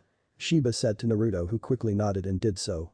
He opened up the scroll to show long empty columns, once again proving that they really had never had any summoners before. Cool. He thought as he went down to his knees and looked the scroll over as Kiara sat beside him and Shiba looked over him. How do I do this? He asked, looking up at the tiger boss. Bite your finger and write your name in one of the columns with your blood. Once your name has been applied to the scroll, the contract will be complete. Sounds easy enough. He thought before he took his right thumb and bit into the skin. He saw a tiny bit of blood flow out of the wounds and quickly began to write his name into the scroll. After a few moments he took his hand away and looked at the scroll that now had his name written in the first column. And that's it. Shiba said as the name glowed for a moment before it turned black, now permanently becoming part of the scroll. You are now officially the first summoner of the White Tiger summons. Don't disappoint us. She warned as Naruto quickly nodded though he had a big smile plastered on his face. As she quickly told him the hand signs for the summoning jutsu and Naruto familiarized himself with the set, Shiba looked to Kiara. Kiara, since this was your idea, you will be the boy's familiar. Kiara happily nodded before she jumped up and climbed on Naruto until she sat comfortably on his head while an amused Naruto looked up at her. Shiba coughed, getting their attention back to her. If that will be all then I shall return home. I want you home before sunset Kiara. She said as her little cub nodded at her mother before Shiba disappeared in a large puff of smoke, leaving behind a very happy Naruto and Kiara as the two began to get to know one another a little better. Namika's household. Kushina swept the floor with her broom as she kept looking towards the front door of her house, wondering when her eldest was going to step through it. Since the big reveal of how they had been pushing their eldest away despite doing so unknowingly, Kushina had tried to bring her eldest back to them, but it was proving to be more of a challenge than both thought and deep down Kushina's heart was cracking. It's nothing more than I deserve though. We did this and we can't expect them to forgive us so quickly. 5 years he had to suffer because of our stupidity. She thought. She rarely saw him at meal time since he either had it with Anko or around at the Senju compound with Tsunade or at the Saratobi Manor. After she finished sweeping, Mina and Iji came down the stairs with Iji chasing Mina with a pillow while Mina squealed in mock horror. She knew Mito was at the Yamanaka's house at the moment having a girly afternoon with Inora's daughter Ino. Kushina chuckled at her two children's antics and put the broom away before she went to one of the cabinets in the hallway. She began looking through it in order to give it a quick tidy up but saw 4 photo albums at the back. 3 were quite clean and had obviously been used recently, but her gaze was fixed on the one at the bottom. She pulled it out and blew on it, removing some of the dust that was on the top of it. It was a little smaller than the other 3, but was very fancy looking with a grey cover and gold leaf designs around it. In front she read what it said and was surprised at what she saw. Naruto's baby book. I forgot all about this. She thought to herself before she stood up, went into the living room and sat on the largest sofa as she brought her legs up onto the couch and placed the photo book on her lap. She opened up the first page and immediately felt her eyes water. The first picture was the ultrasound of when she was still pregnant with Naruto and was about 6 months into her first pregnancy. The photo was a little torn around the edges, but other than that it was fine. The photo beneath it was of Kushina at 8 months and had Minato cuddling into her stomach as if trying to cuddle their firstborn. "We look so young in this picture," Kushina thought to herself. She and Minato had been quite young when they had Naruto. They were barely married and had both turned 23 when Naruto entered the world. But they didn't care, they fell in love with their little boy the moment they found out they were having him. The next picture was of Naruto when he was barely an hour old and was cuddled into Kushina's chest, as had her arms delicately but securely carrying him as she kissed the top of his head. His little mop of blonde hair on his head looked like it tickled her nose from the smile she was giving in the picture. As she looked at the photo she felt two small weights appear beside her and saw Mina and Ig look at the book. "What's this, Ka-chan?" Ig asked while Mina had her little finger trace over one of the photos. "It's your big brother's baby book for when he was little. See, this is him here," she said, pointing to the picture she just looked at. Mina scrunched her nose. "He looks like an E," she said cutely, making Kushina laugh. "He was only just born when the sweetheart was taken and you look like that when you were born as well," she said, though Mina shook her head as if saying no she did not. She turned the pages and Kushina forgot all about the photos in the book and it brought back so many memories. When Minato became Hokage when Naruto was 2, for 3 years it would just be Kushina and Naruto throughout the day and they were days of fun, love and comfort. When he fell down, she picked him up and soothed him. When he got hurt, she healed him. When he had a bad dream during his naps, she would lie next to him. She saw a picture of her and Naruto in the park with Kushina pushing Naruto on the swing and had the biggest smile on his face. The one next to it was of Minato with Naruto on his shoulder and then another of Naruto being read a bedtime story by Hiruzen. She could not help but see how much the people around them loved and cared for her eldest. Beside her, Mito and Ig were drawn into seeing their big brother looking so little. To them Naruto had always been their big strong older brother, so seeing him when he was their age and younger was odd. Her eyes then went down to a photo that she recognized as Naruto's 5th birthday, with her stand next to him very heavily pregnant and with her arms wrapped around his shoulders, while Minato stood beside her and Kakashi, Tsunade, Jiraiya, Hiruzen, Kurenai and Shizune around them. Smiling, she turned the page but frowned when she saw the page was completely empty. "That's odd," she thought before she started skimming the pages and got a bit more frantic the further she went through it. By the end of it, she realized the rest of it was empty. "We never got back to it," she realized. "When the twins were born we just stopped putting photos in here and Naruto 13 now. 7 years of memories and we don't have anything to document it with." It hit her that she did not have anything to commemorate Naruto's later years. Nothing when he was 6, 7, 8, 9, 10, 11 or 12. There was nothing to document his entering the academy, graduation, first mission, first exam application. And what about his first kill, who helped him with that? Where was I? Unknowingly more tears went down her cheeks and left small dark splotches on the photo book. After a moment a small hand was put on her hands as Ig and Mina looked at her in confusion. "Ah-chan, what's wrong?" Ig asked, looking up at his mother in worry while Mina hugged her mother's side. Not wanting her son and daughter to see her cry, she quickly wiped the tears away before she laughed it off. "It's nothing, Ka-chan's just being a little silly, that's all." Before anyone could speak the front door opened and closed. "I'm home," Naruto said walking towards the stairs. Kushina quickly put the book down, went to the hallway and saw her son taking his sandals off. When he turned he looked at her and just nodded at her before walking towards the stairs. Mina and Ig came barreling towards him and hugged him round the waist while Mina nuzzled into him. "Oni-chan, I missed you," Mina said as Naruto patted her head. "Nai-san, do you think you can help me with my kunai throwing again? I still can't get the bullseye," Ig asked, looking up at Naruto who nodded down at him. "Sure, go out back and I will be there in a moment." Ig smiled at him before he jogged out to the backyard. "You want to come watch Mina-chan?" he asked as Mina quickly nodded her head with a big smile and giggled when Naruto picked her up. Naruto walked towards the backyard, quickly slipping his sandals back on. He walked past Kushina and he saw the look on her face and the way she looked at him made his heart ache a little. He thought back to what Yugao said about Kushina being worried about him and wanting him to be safe and sound. Then there was earlier where he saw Shiba act towards Kiara and how happy she was when she saw she was safe and unhurt. He stopped but did not turn around. "The mission was fine," he said as Kushina perked up and looked towards him. "There were no problems and I am unharmed. Everyone made it back and I should be home for a few days." He then walked away and when he left her side a smile appeared on her face as she sniffed. "I still have a chance to bring my baby back. I just have to be patient and let him come to me and to be there for him when he needs it," Kushina thought since perhaps just giving Naruto his space would be what was needed to repair the bridge between Naruto and Kushina and Minato.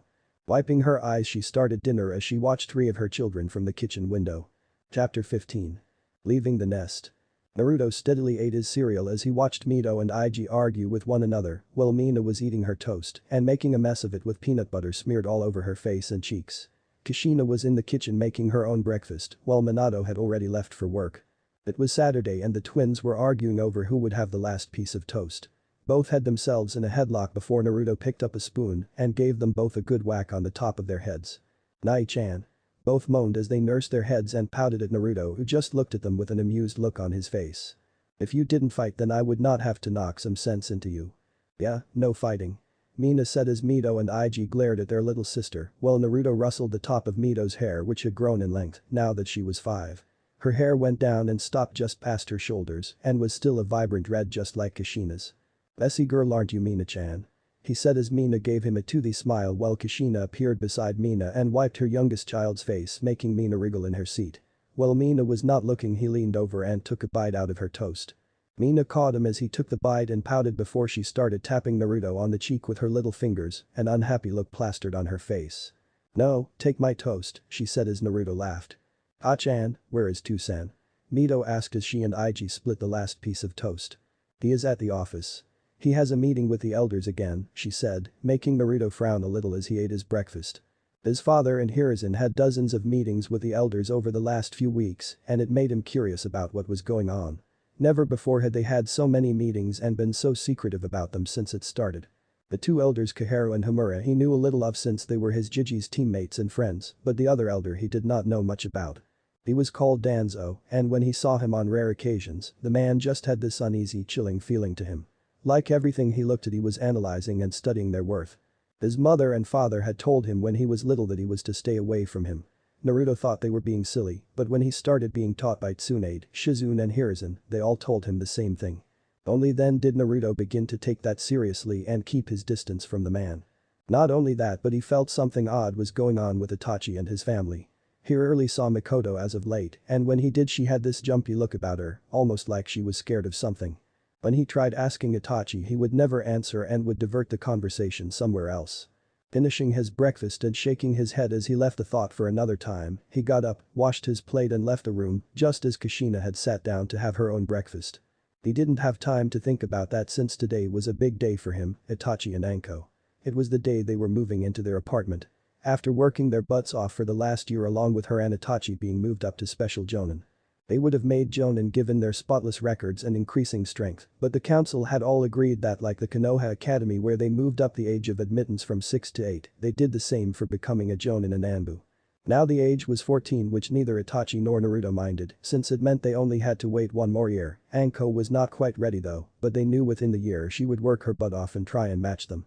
As he walked to the stairs to begin to pack, Naruto stopped at a small cabinet and looked at the framed photo that sat on top of it.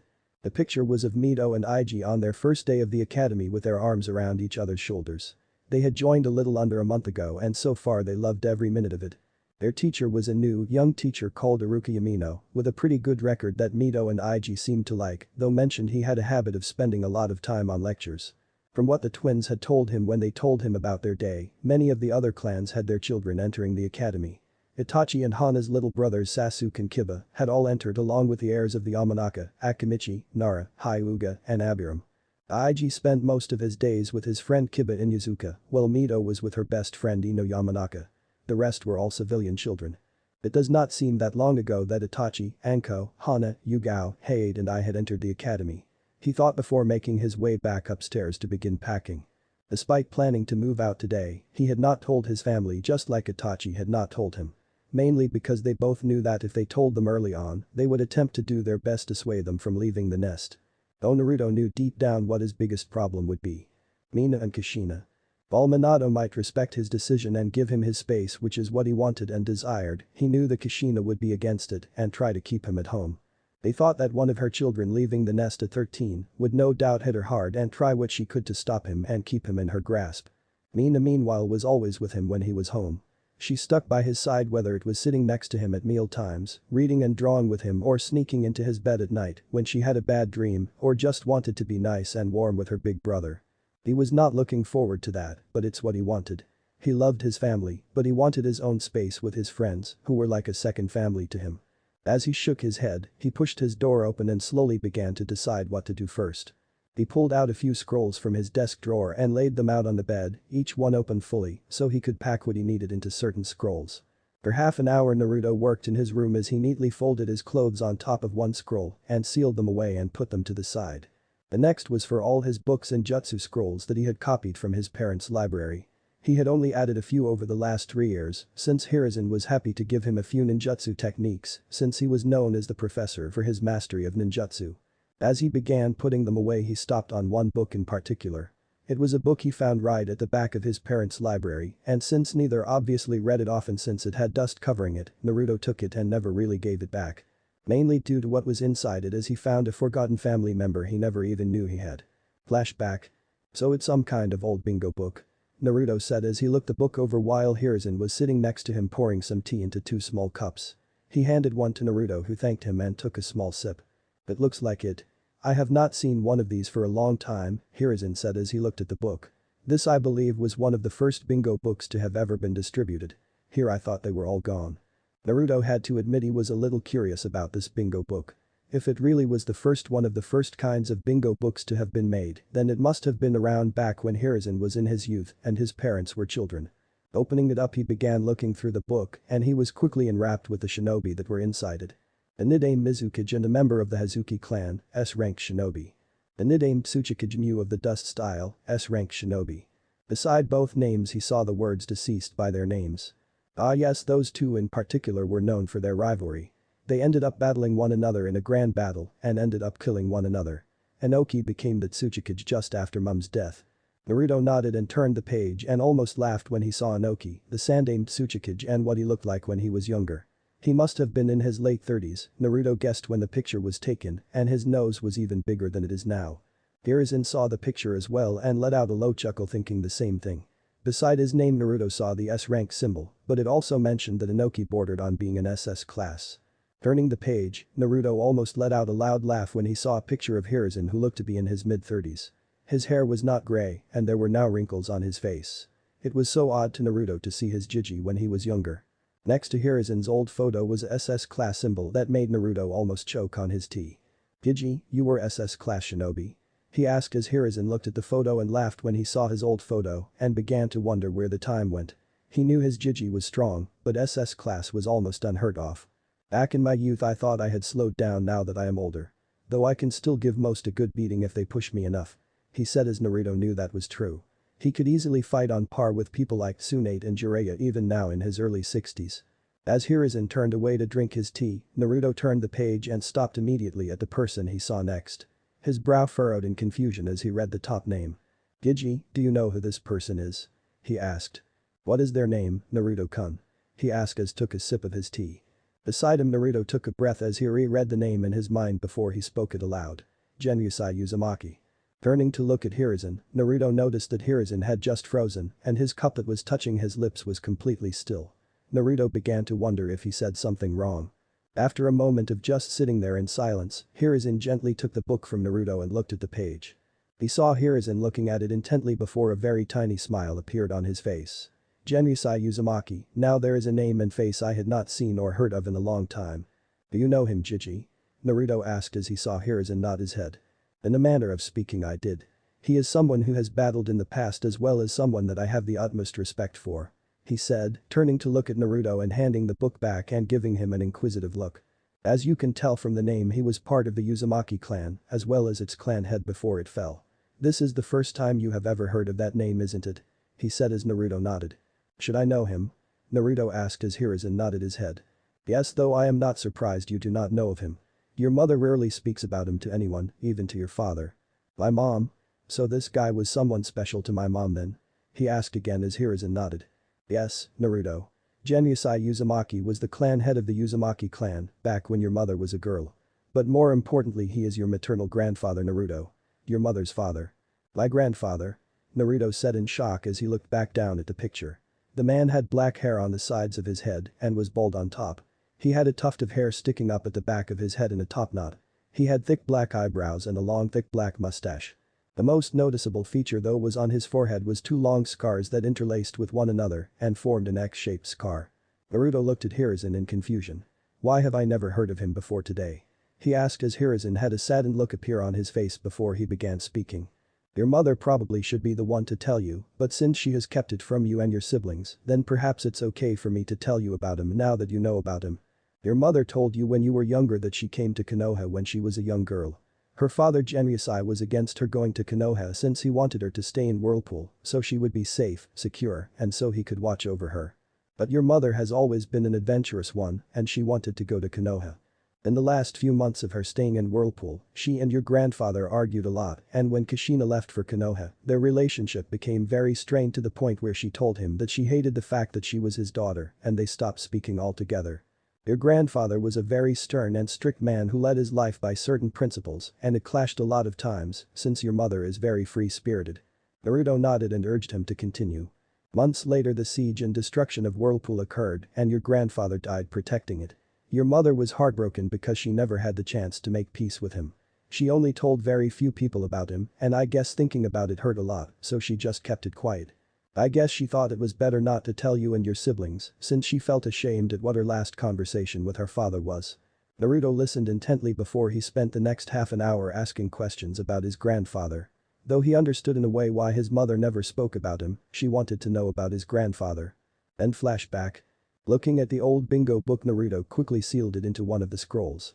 Hiruzen had told him that his grandfather was one of the most formidable and powerful people that Hiruzen had ever met to the point that when Hiruzen and Genryusai battled with one another, it would always end in a stalemate, something that shocked Naruto. His Jiji was a SS-class shinobi in his prime, and his maternal grandfather had matched him in power and skill. Genryusai was a master of the sword which was what probably led Kushina down the path of being a great Kenjutsu user and as a way of honoring her father. He was infamous because he would combine fire chakra with his blade and would cause enormous pillars and blasts of fire to erupt on the battlefield. Naruto had learnt that his grandfather's blade was named Raijin Jaka and it put the fear of death into those that heard that name. Though as far as he knew his grandfather's remains along with his blade were lost in the rubble and ruins of Yuzashigakure. I wish I could have met him. To have been able to take 2,000 invading shinobi down with you, one of which was strong, was nothing short of incredible. But those thoughts over with and put to the back of his mind for now, he placed the current storage seal away and he began packing away his shinobi tools like kunais, shuriken, ninja wire etc. Though when did he hear his door open to see Mito standing there? Nai-chan, can you? She started but then stopped when she saw how bare Naruto's room suddenly was with all his bookshelf empty and the closet open with no clothes in it. What are you doing? She asked as she looked at Naruto with a confused look on her face, trying to figure it out. Naruto stopped for a moment before deciding it was best just to answer truthfully. I'm moving out of Mito-chan. I'm not going to live here anymore. As soon as he spoke the words Mito looked at him a little confused before she made sense of what he just said and Naruto watched as her face looked sad and heartbroken. Naruto turned away and kept sealing stuff away. She sniffed a little before she did what Naruto knew she was going to do. Ha-chan. Mito's shout echoed through the house and as soon as she shouted Naruto could hear footsteps racing up the stairs and Kushina's chakra signature getting closer to them, feeling panicked and confused. Kushina appeared in the doorway and went down to Mito's level. Sweetheart, what's wrong? Why are you shouting? She asked as Mito sniffled and pointed to Naruto. Kushina turned to look at Naruto but then noticed how bare the room was, just like Mito had noticed just moments ago. Her eyes went all over the room before they eventually looked at Naruto and her eyes looked confused. What's going on? Why is your room completely bare and why are you selling stuff away into that storage scroll? She asked though deep down an ugly feeling was building as if already knowing the answer. I'm moving out, Naruto said again and from the corner of his eye saw Kushina go completely pale as her eyes looked at him in shock. But you can't move out, she said in a slightly raised voice that had Mito take a step back from her mother. You're 13, you're not old enough to be moving out. Wrong, he said, not looking up from his storage scroll but tapping his Konoha headband. The moment I became a shinobi and put this headband on, I became an adult. Old enough to kill, old enough to move out. Kushina looked at him and was struggling to find the words and voice them. Then where are you going to go? Do you already have a place in store? She said trying to look imposing though Naruto took no notice of it. I have a 3-bedroom apartment with Itachi and Anko. We have been saving and putting bits of our mission money to the side for the last 2 years and we finally have enough. We already made the deposit. Anko is probably already there, while Itachi will be doing the same thing as I am right now. Looking down on his bed and seeing everything he wanted to take was packed, he closed the final scroll and put the scroll away in a backpack that he slung over his shoulder. Walking over he went down on one knee and kissed Mito on the head. "You can come and see me whenever you want, okay," he said as Mito nodded, though was still a little teary-eyed. She gave him a hug around his neck and stayed that way for a few moments before they let go. He stood up and looked towards Kushina, who was struggling to come up with what to say. "I will come by and visit when I can," he said before giving his mother a quick kiss on the cheek, making her gasp a little before he made his way downstairs. As he got downstairs he quickly explained what he was doing to Mina and Ig, who were standing at the bottom of the stairs, wondering what all the commotion upstairs was about. As her mind began working, tears welled up in her eyes and pushed off her spot and ran down the stairs at great speed. As Naruto said goodbye to a teary-eyed Ig and Mina, Naruto felt two arms wrap around his shoulder and hold him in a tight grip. "You're not going anywhere. This is your home. This is where you belong," Kushina said in an uneven but firm voice. While she held onto her son, she pushed a small flow of chakra in her wedding ring, where a small Hiraishin seal was located. Naruto took a deep breath and tried to fight out of her grip, but her grip just got tighter and tighter. Seeing no other way to get out of it, he used the Kauram with Ig, who suddenly appeared in Kushina's grasp. Naruto quickly went towards the door and was about to open it, but stopped mentally cursing when he heard his father's voice. "Kushina, what's wrong? Why did you call me here?" Minato asked as he appeared moments before beside his wife and saw her teary and pained look. Kushina sniffled and looked towards Naruto. "Naruto's moving out. I'm trying to stop him, but I need you to help convince him. Help me get him to stay, Minato," she cried as Mina, Ig and Mito all stood to the side just watching their parents and older brother. Minato looked surprised and looked over to Naruto, who had his back to him and had his hand on the door handle. "Naruto," Minato said softly as he took a step forward. "It does not have to be like this. We can figure something out. If it's space you want, then we can find a way around it. We don't want you to leave our home. Not yet, at least. Your mother and I. We are sorry for the loneliness we put on you for 5 years, but as you can see we are not quite ready to let you go yet. Please, Naru-chan," Kushina said, calling him by his old nickname, "please stay with us. Stay with me." She whispered the last part, but Minato and Naruto both heard her. Naruto stood there a minute not saying anything before he slowly turned his head just enough that they could see his left eye. "I'm not the little boy that needs to coddle anymore, and I have been taught how to look after myself since the day after the fox attack. Neither of you helped, so I learned on my own or from those that were willing to help me. Now I want to branch out on my own and become my own person with my own life away from home," he said before his eyes narrowed. "You owe me that much," he said as both Minato and Kushina flinched. Neither Minato nor Kushina answered at first as they played it over their minds. While Kushina was still set on him staying with them, Minato's mind however was thinking something different now. If his eldest child and first son wanted to leave the nest, then maybe they should let him. He needed his own space and needed time away from his family, though mainly Minato and Kushina. Just maybe giving Naruto his own space could help build that lost bridge between them and their son. Minato sighed before he took a step back. "If you want to go, then I won't stop you. But now you are always welcome to come home. You will always have a home in this house," he said as Kushina looked at him in shock, while Naruto looked at him before giving a small nod and a very tiny smile, as if saying thank you to him. "No, this is his home. I don't want him to leave us just yet," Kushina said, before she could get close to Naruto. Minato's arms wrapped around his wife, halting her. "Let him go, Kushina. He's ready," Minato said, but felt his heart break when he heard his wife's sobs. Minato watched as Naruto finally pushed the handle down and walked out of the door before gently closing it behind him. Letting out a small cry, Kushina wriggled out of Minato's grasp and ran upstairs and into their bedroom, closing the door behind her as she cried and sobbed as her eldest left the home at only 13. As Mito and Ig went back into the kitchen and wiped their noses, Minato walked upstairs to comfort his wife before he had to leave to go back to his meeting. As he did, he never noticed his youngest child bolt towards the door and slip out. But Naruto. Taking a steady breath as he set foot out of the door, Naruto began to walk forwards away from the house he grew up in when he heard the door creak open. He sighed thinking Kushina had gone after him, but instead felt two smaller arms wrap around his waist. Looking down, he saw Mina holding him tightly with tears trailing down her face. "Don't go. I don't want you to go away," she hiccuped out. Naruto felt his heart break when he saw the state she was now in and could not help but feel guilty. Getting down to her level, he hugged her close and felt her put her face into the crook of his neck. "Mina-chan, it's time for me to head out on my own, however I will still be around. I will still see you every day if you want and we will still have dinners together.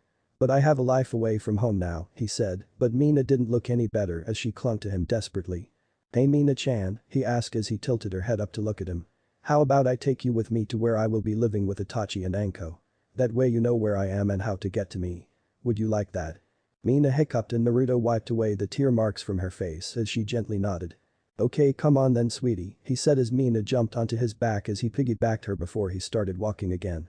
Mina snuggled into his back and rested her head on his shoulder.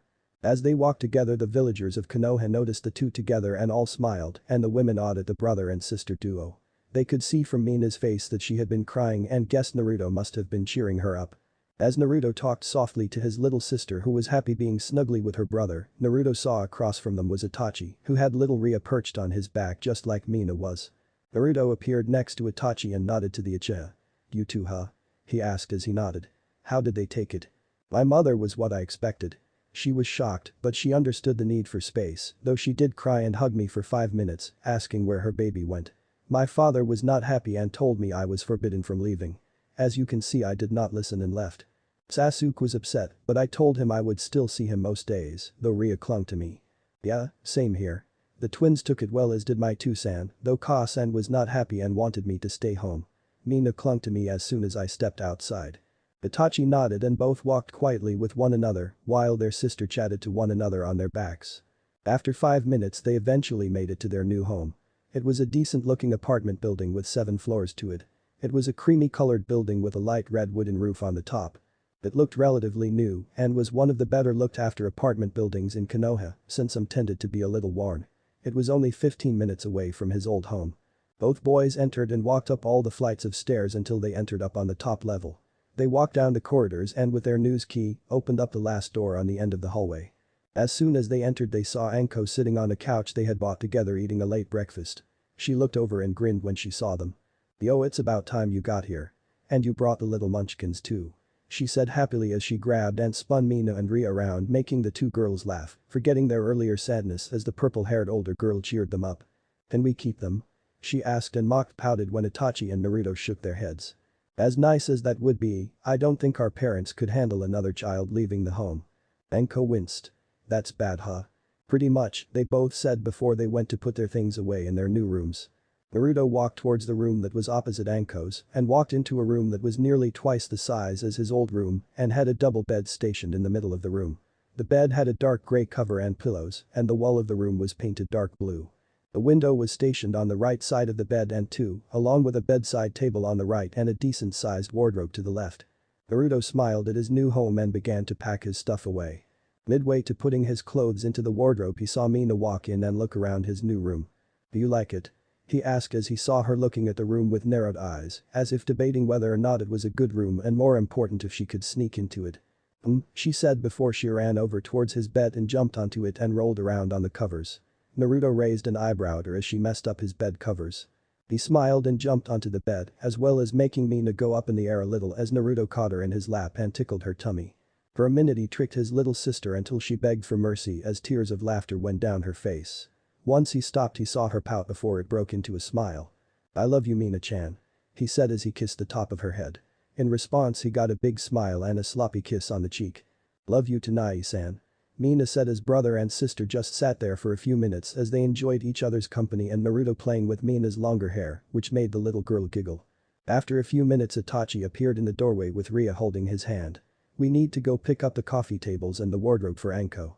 She did sucker us into getting it for her," he said as Naruto nodded. "Mina-chan, Itachi and I just need to go make a few errands. Stay in the apartment and play with Ria-chan. We won't be very long," he said as the little redhead nodded and ran out of the room and into the living room with Ria. Cracking his shoulders, Naruto stood up and Itachi left the apartment together after seeing Ria and Mina playing with Anko. "Do you think we should be worried? Leaving her alone with those two?" asked Naruto, remembering their friend's news. "Hobbies. I'd rather have them take after her than those fangirls," said Itachi, shuddering slightly as they walked out of the apartment building, making their way to the furniture store they had ordered from, which was on the other side of the village much to their annoyance, so they jumped on top of the buildings and ran over. Though after a minute of running, Naruto suddenly stopped and his head snapped to the right of him. In front of him, Itachi had stopped and jumped next to him, looking at him curiously. "What is it?" he asked as Naruto narrowed his eyes and gained a look that Itachi recognized as when he got ready for a fight. There is a battle going on just right of us about a mile away, and it seems to be a group against one person, and that person is not faring well from their emotions and chakra. I recognized the signature. He said before turning to look at Itachi. It's Shisui. Chapter 16. Bring down the curtain. Naruto and Itachi ran along the rooftops as quickly as they could as they darted towards the area where Naruto had sensed Shisui. Itachi already had his Sharingan fully activated and had a focused and intense look on his face. How much further? He asked Naruto, who was running slightly behind him. Naruto sensed Shisui's location with his sensor abilities before answering. Just over that ridge. He's tired and I think he's hurt. Naruto said as they both picked up the pace. After a few moments, they both jumped over the ridge and landed at one of the empty training grounds. Naruto sensed there was no one around the training ground, which made him understand why there was no one around to help and see what was happening. In front of them, they both saw Shisui, who was down on both of his knees looking exhausted and had 2 holes in his chest. He was breathing unevenly and blood dripped from his mouth. Around him were 8 Anbus, though looking at their masks Naruto and Itachi could tell something was off about them. Though they were wearing normal masks like the regular Anbu wore along with a darker version of the uniform, on their masks, they had the symbol in black. Neither Naruto nor Itachi recognized the symbol, since neither had seen this kind of Anbu before. Scattered all around the field were dead Anbu, roughly around 21, if by Naruto's count showing Shisui had not gone down without a fight. They saw one of the Anbu go in for the killing blow on Shisui, but before the Tanto strike could land, Itachi Sunshine in front of the strike and blocked it. He then grabbed the Anbu's wrist, twisted it, and threw the Anbu into a nearby tree. Itachi. Shisui coughed out as he spat blood onto the ground while Itachi got in front of him. Stay behind me. He said as Shisui nodded and slumped to the ground. State your business. Why are you attacking my clan member? Itachi asked but got no response as the masked figures just looked at him in silence. After a few moments of silence the Anbu shot forward and went to strike Itachi. Before Itachi could defend himself though a giant wooden wall erupted in front of him and blocked the strikes as the 2 Uchiha looked in surprise. They looked up to see Naruto standing on top of the wooden wall with his blade drawn out of its sheath. He looked down at them. I was going to tell you eventually. He said as Itachi had questions bubbled up in his head but would save them for later. This one possesses Mokuton. One of the Anbu said in an emotionless tone. Take him alive. Leader Sama will want him. The other Anbu nodded before the 7 of them went forward. 4 went towards Naruto while 3 went towards Itachi, whose Sharingan was now spinning. As the Anbu went to fight him, he followed their movements and countered them as he ducked a swing from a Tanto and drew a kunai from his pouch. As he ducked another swing, he drove one kunai into the back of the head of one of the Anbu, watching as they dropped to the ground lifeless. With one down, he turned to the other 2 who stood beside each other. Both went through some hand signs before saying Futen. Tatapa. The blast hit Itachi, but instead of falling to the ground or getting knocked away, he erupted into a murder of crows. The 2 Anbu looked around before a pair of hands grabbed one Anbu and dragged him into the ground, where after a few seconds a severed head got thrown out of the earth and rolled along the grass. The last Anbu threw kunai and shurikens down the hole in trying to kill Itachi with a mass barrage of weapons, though after a few moments he saw down the hole was a tree stump. He heard footsteps behind him, but as soon as he looked around he only saw a pair of Sharingan looking at him. He found himself trapped on a tree as Itachi melded out of the tree with a kunai in hand and slashed at his throat. The Anbu dropped to the ground lifelessly making a soft thud sound. Itachi looked over to Naruto and saw he was handling his Anbu without problems and went over to Shisui, whose breathing was hard and labored. Naruto blocked a strike from one of the Anbus with his blade before slamming his fist into one of the Anbus' faces, cracking their mask and making a sickening crack be heard in the area as the Anbu dropped to the ground dead. Naruto ducked a swing and kicked another Anbu in the stomach, which put him to the ground before he blocked another strike with his blade and pushed forward. Naruto jumped in the air and kicked off from one of Anbu's shoulders and did hand signs. Teppadama. He called out as water bullets shot forwards towards the Anbu, who all quickly evaded the attacks. When they did though a shadow clone of Naruto appeared next to one of them and drove a kunai through his chest, while the real Naruto used a distraction to deliver a hard super-powered axe kick to the back of one of the Anbus, crushing him into the ground and breaking his spine in the process. But the last Anbu who definitely stood their ground, he went to throw shurikens at Naruto, but before his hand could even reach into the pouch, Naruto's blade appeared in his chest. Small bits of blood leaked out from under the white mask before he too dropped to the ground. Taking a deep breath and wiping a bit of sweat from his brow, he noticed from the side that the Anbu that was knocked into the tree was beginning to get up and trying to make a getaway. Mokuton. Jubaku no Jutsu. Naruto said as wooden branches wrapped around the Anbu. Though before the Anbu's arms were completely locked, the Anbu dug their hand into their pouch and put a small pill into their mouth. Naruto appeared in front of the Anbu, but before he could even speak he saw white foam coming out from underneath the mask, making his eyes widen before growling out. He tore the mask out and saw foam coming from the mouth, indicating he had taken a cyanide pill. Damn it. Naruto said before he let the body go when a green seal glowed on the Anbu's neck and the body was suddenly set on fire as any remains of the Anbu was destroyed. All around similar actions were being done around on the other Anbu as they all were set alight. Whomever they belonged to know some knowledge of seals. Naruto thought before he made his way over to Itachi and Shisui. When Naruto crouched on the other side of Shisui he saw the two holes in Shisui's chest and knew immediately there was no way he was going to survive. He looked up at Itachi who looked at him for a moment before Naruto gently shook his head. Itachi's face fell as he looked back at Shisui who was getting very pale and was coughing up more blood.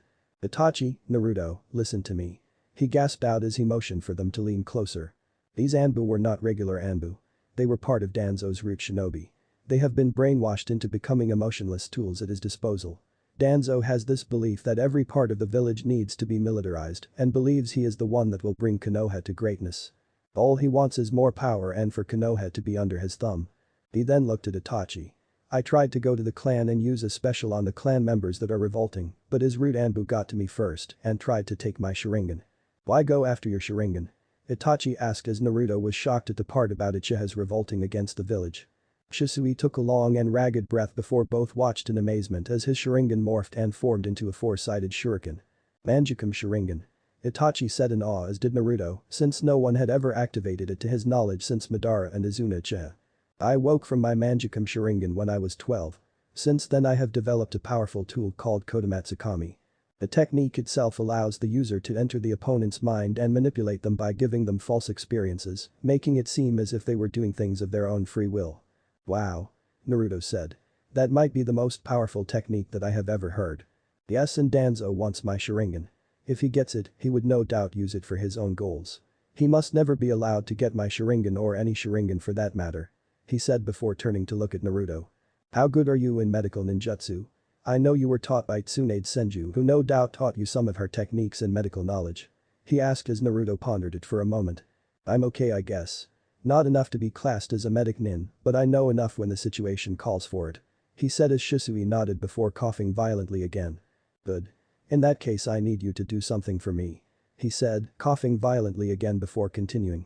Take my Sharingan eyes out of my body and store them away. The sooner you do it the better. Naruto and Itachi looked shocked by the order, but both looked at one another before they both nodded since Shisui obviously knew Danzo might try to get to his corpse to obtain the Sharingan. Okay, but I don't have the equipment with me now, but later when you have passed on I can collect the eyes and store them for you. Shisui nodded before smiling. Good. That is good. After you take them, keep them hidden until Itachi will be in need of them. Why would I be in need of them? Itachi asked not fully understanding, but Shisui just gave him a sad smile. You will understand soon enough. He said before giving one last serious look to Itachi. Do not allow our family to delve into the darkness any further than they already have. If it means you have to take actions against those that would harm our innocent family members, then it should be by our hands to stop them. It's our duty as Uchiha and as shinobi of the leaf to stop those from hurting its people, even if they are part of our village and of our blood. Itachi nodded as silent tears went down his face with Naruto not faring any better as they listened to Shisui's last words. Lead us Itachi. Lead our family into the light and rid them of the darkness once and for all. Shisui muttered before his eyes dropped and his breathing slowly came to a halt. Naruto dropped his head down in respect for the fallen shinobi, while Itachi gently closed Shisui's eyes with his palm as he said silent words and bid his clansman and cousin luck in the next life. As he let a few more silent tears stream down his face, Itachi suddenly scrunched his face up and held his eyes as they began to feel like they were burning. Naruto was alarmed and was about to ask what was wrong before he saw Itachi look at him with his Sharingan activated and watched as the three slowly began to move inwards and formed a three-sided pinwheel. Itachi your eyes. Naruto said as Itachi took his headband off and looked at his reflection in the metal to see his eyes' new form. Mangekyou Sharingan. The Mangekyou Sharingan is awakened through the trauma experienced from the death of the person very close to the Sharingan user. With the user normally having to witness or experience this firsthand. So that's what Shisui meant. He said quietly. Do not tell anyone about my new eyes. He said towards Naruto who nodded. As long as you tell no one about my Mokuton. He answered back as Itachi gave a nod back in return. They sat there for a few moments and saw that the burning bodies had now almost been completely destroyed and that there was almost nothing left of them. Collecting Shisui's body and sealing it inside a storage scroll, they both left the field and went back home since they had eyes they needed to remove and needed to talk with the Hokage. Later on, Naruto and Itachi did not have to go to the Hokage's office to see Minato since Naruto sensed Minato along with Kushina and the twins were at his new apartment, obviously wanting to see where he was now living and give their opinion of the new place. He could also sense Hiruzen was there as well, which was a bonus since they would need to speak with him too. As they walked into the apartment they saw Naruto's siblings along with Ria sitting on their couch talking and playing while Minato, Kushina and Hiruzen was chatting to Anko. Kushina was looking around the apartment trying to find faults in it, but to her disappointment the apartment was actually very nice in her opinion and thought at least her son would live with someone decent. "Hello Naruto. I hope you don't mind, but your mother and I wanted to see where you now live, so we knew where to reach you," Minato said as he spoke a little nervously and scratched the back of his head. Though they were surprised when they saw red marks around their eyes, indicating that Naruto and Itachi had been crying and were looking at them seriously. "Anko," Itachi said, getting her attention. "Could you please take Ria, Mina, Mito and Iji into your bedroom for a bit? We have matters to discuss with the Hokage." Anko looked at them in confusion, but she shrugged and led the four children into her room. The three adults looked at Naruto and Itachi in confusion wondering what they wanted to talk about. When they heard the door click Itachi spoke. "Shisui Uchiha is dead," he said getting surprised and wide-eyed looks from the three. That was not what they expected to hear. "How?" Minato asked in his Hokage voice, wanting to know why one of his shinobi was dead. "We found Shisui after Naruto detected him with his sensory abilities. He was in some kind of battle so we went as quickly as we could. When we arrived, we found he was fighting with a group of Anbu. Only we saw on their masks were Na's symbols." The two boys watched as Minato and Hiruzen's eyes hardened. "Danzo?" Hiruzen gritted out. "We took out the Anbu though Shisui had already killed 24 of them on his own, but his wounds from the battle were too much. He died a few moments later." As they recounted what happened both Naruto and Itachi decided that they would keep the fact that Danzo was after his Sharingan since it could lead to the discovery of Shisui's Manjukum Sharingan as well as Itachi's. "Shisui told me that he was going to try and use something he created on members of the Uchiha clan. He does not want them to rebel so he thought it could change their thoughts about it, but Danzo got to him first." Minato, Kushina and Hiruzen looked anxious, but Naruto spoke up. "I already know. Itachi told me and I heard Shisui mention it. It explains why Mikoto-sensei has been so jumpy lately. I have new information on that front as well." Itachi spoke as Minato and Hiruzen stood ready to listen with Kushina listening in as well. He had already told Naruto about it during their way back to the apartment and it made Naruto boil in anger. The adult saw his reaction and wondered what it could be. Itachi nodded to Naruto who put up a hand sign. "Fuin," he said as the adults all saw silent seals around the apartment glow to life. Both Minato and Kushina inwardly smiled and jumped for joy at their son's knowledge and usage.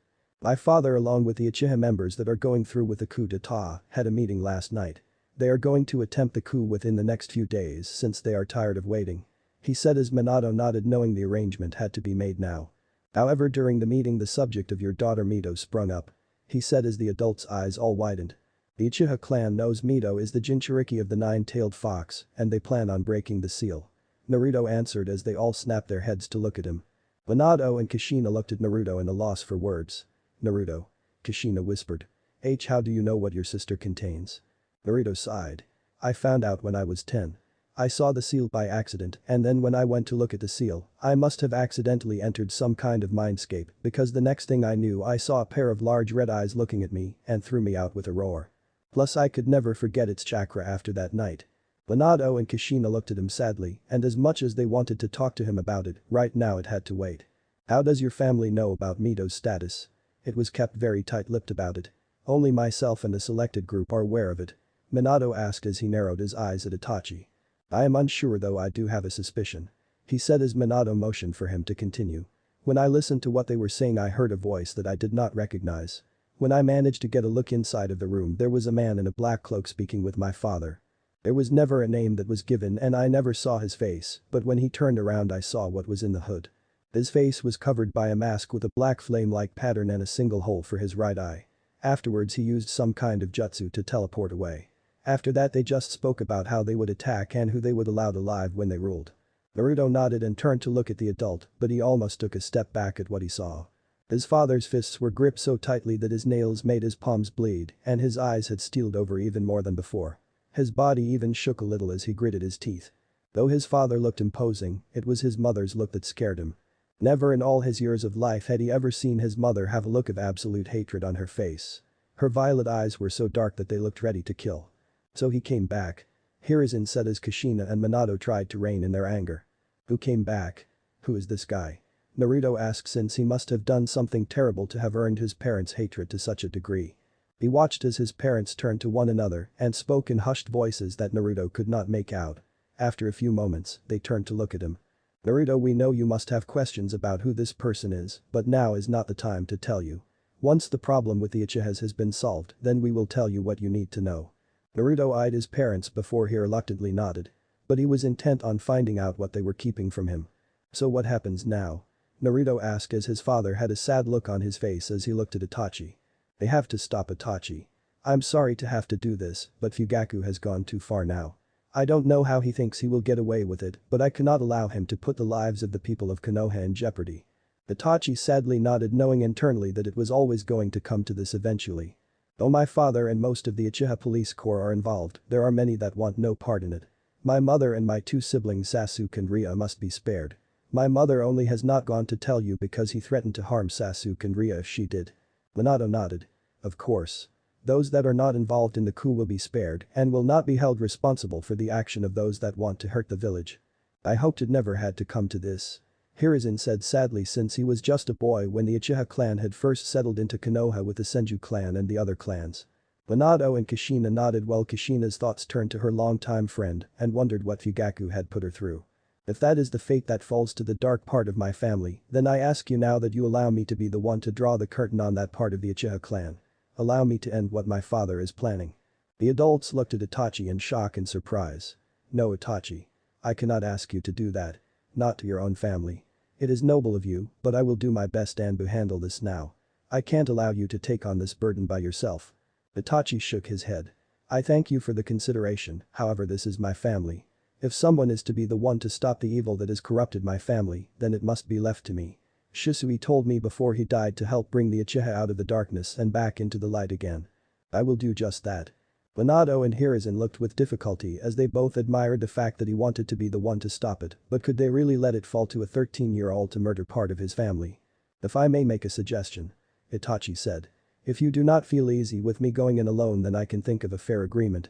You may send with me two of your best Anbu to accompany me, but on the condition that I have one person I can fully trust with me. Minato and Hiruzen looked at one enough, having a silent conversation before they looked back and nodded at Itachi. That is agreeable. I know which two Anbu to send with you, though please state who you will pick. We need to know that they are skilled enough and can be trusted. Minato and Hiruzen watched as Kushina gave a little gasp when Naruto stepped forward. No, absolutely not. Kushina said, putting her foot down, but Minato obviously was not listening since he looked down at his son in sympathy and pride at wanting to help his friend with this action. Naruto, are you sure about this? I know you are strong for your age and could probably defeat all Chunin and many of the Jonin of this village, but are you positive you want to help with this task? Minato asked since it made him uncomfortable that his son wanted in on this mission. I'm positive. I won't let Itachi do this by himself. I will help my friend in this task and I will not let him take the life of some of his family members all on his own. Itachi gave him a nod of thank you. There is no one I trust more in this village than Naruto or my other teammate Anko. They are the only two I would fully feel comfortable watching my back. The adults all looked with heavy breaths. While Kushina did not like it one bit and showed it by the frown on her face, she knew Minato had the final say in it. Minato and Hiruzen once again had a silent conversation between one another before Minato turned back to face the two boys. Very well, Naruto, you will accompany Itachi as well as two Anbu to infiltrate the Uchiha clan compound and kill those that are attempting to join the coup in the village. Be at my office at 1700 hours PM where I will give the briefing to the other two Anbu as well as get you fitted for Anbu gear. He said as both boys nodded. Minato then left with Hiruzen and a reluctant Kushina, knowing that plans had to be made for tonight and protection had to be issued to Mikoto and Itachi's siblings as well as Naruto's siblings. Kushina was not going to let a soul get to Mito on this night. When she got her children from Anko, she took Mito's hand and gripped it gently but firmly as she led her away. Mina and Iji were picked up by Minato as they waved goodbye to Naruto. As they left, Itachi and Naruto quickly went to Naruto's room and threw up some more silent seals. Anko was curious what the pair were up to, but before she could get an answer they locked the door. Her eyebrow rose at the action, but she dismissed it as one of the weird boy things. Inside the room, Shisui's body was unsealed on the floor of Naruto's room, as Naruto had a scalpel and some medic supplies by his foot, as well as a jar full of an unknown substance. Taking a deep breath, he gently opened the deceased Shisui's eyelids and with the scalpel began to make incisions around the eye so he could safely remove the two Sharingan. After a couple of minutes of careful precision, Naruto had extracted both Sharingan from Shisui's eyes and put them in the jar. This liquid should conserve them and keep them alive, so to speak. Itachi nodded and took the jar before he took a storage scroll and sealed the Sharingan inside before he sealed that scroll on his arm. Better to keep it safe than on your own body. At night. Nightfall had arrived as the moon was high in the sky and many were on their way home for the night or were just starting to enjoy Konoha's nightlife. On the rooftops overlooking the Uchiha clan compound, 4 figures stood as everyone around them did not even notice they were there. All 4 wore masks on their faces that were porcelain white with various markings that represented an animal. This does feel a little weird being like this. Naruto thought since being an Anbu was not something he actually planned on doing, even if he was just for one tonight. He had picked a black striped white tiger mask in honor of his summons. Where are the targets currently? Kakashi asked with his dog mask while looking at Itachi with a crow mask. My father is in the central manor while the rest are spread out through the compound. Half would be found in the east wing of the compound. The rest will likely be scattered, but with Naruto's sensor abilities we can find them quickly. My mother and siblings are at the Namika's house, while the rest of the innocent Uchihas are at a safeguarded bunker with Sandaime-sama. Naruto was glad of that since Hiruzen felt it was best he watched over the other Uchiha and the chance that Danzo might try to pick one of them off and gain a Sharingan. Good, we don't want any innocent casualties tonight. Naruto said as Itachi nodded, as did Kakashi and the other masked Anbu, who was referred to as Tenzo. Lying in Naruto's pouch was a tri-pronged kunai his father had given him to use to summon him in the emergency in case things went wrong. Minato wanted his son to be able to call him if anything that did not go as planned happened. His mother meanwhile had stuck to Mito all day and had even brought Tsunade and Shizune to the house to watch over her in case this masked person striked. He wanted to know what it was about this man that made his parents so angry and worried. Shaking his head of his thoughts, he saw one of the messenger hawks go overhead, which was the signal to move in. Naruto looked at Itachi and nodded before the 4 jumped from the rooftops and went to complete their mission. Kakashi and Tenzo paired together and took the west wing, while Naruto and Itachi would pick off the rest. Naruto and Itachi ran along the rooftops and spotted 3 Uchiha walking together. That's Yushiro, Inabi, and Tekka, 3 of my father's biggest supporters. He said as Naruto nodded and both began to prepare themselves. As the 3 Uchiha walked alongside the road, they activated their Sharingan and looked towards the roof they were standing on. Only there was nothing there when they looked. When they turned back around, Itachi was in front of them and drove a kunai into Tekka's throat and kicked him to the ground as he bled out in silence. Traitor. Yushiro roared before the shusui went through his chest and through his heart. He looked down at the blade before his eye rolled into the back of his head, with the last thing he saw being Naruto's Anbu mask. Inabi grabbed a kunai from his own pouch with his Sharingan flared with anger and swiped at Itachi. However, Itachi easily dodged and drew his tanto out from its sheath. He swung and took off the head of Inabi. But the 3 Uchiha dead, he nodded to Naruto, who quickly unsealed some containment scrolls and sealed the bodies inside. Once it was done, they moved on to their next target. In that house. Naruto said as Naruto and Itachi burst through a wall with a surprised Uchiha about to have dinner. Before he could even react, Naruto had snapped his neck and sealed him in a storage scroll in a matter of seconds. It went on like that for the next 10 minutes, as the rebel Uchiha did not even know what had hit them. With the advantage of surprise, Naruto and Itachi killed 28 of the rebelled Uchiha. None had managed to put up much of a fight and were dead within seconds. Naruto swung his blade and decapitated the head of one of the Uchiha that tried to strike him with a tanto blade, while Itachi used his Kajin fire attack to pierce the chest and instantly kill his target. By the end of it, a blood-covered Naruto and Itachi walked silently down the streets since they both knew that by now most of the Uchiha traitors had been dealt with. Naruto could sense Kakashi and Tenzo throughout the mission and both were alive, meaning it had gone well for them. After a few minutes of waiting, Kakashi and Tenzo appeared in front of them, both blood-covered as well as Kakashi, holding a few storage scrolls in his hand. He looked towards Itachi and gave them to him. Tenzo and Kakashi looked at the two before they vanished from the compound as Naruto and Itachi focused on the building in front of them. There was just one left. Fugaku Uchiha. Naruto and Itachi walked towards the main house of the compound and walked inside. Naruto sensed Fugaku. He is in your parents' bedroom. Nodding, they both walked up the stairs and headed down the hallway. Itachi counted his steps before he stood outside his parents' room. He turned to Naruto. I must do this on my own. Naruto did not need to hear any more before he nodded and leaned against one of the walls as he watched Itachi open the door to the dark room and walk inside. The door quickly closed behind him. As he did, Naruto made a few shadow clones to scout the compound and make sure all the bodies had been picked up, not wanting to leave it to chance. In room.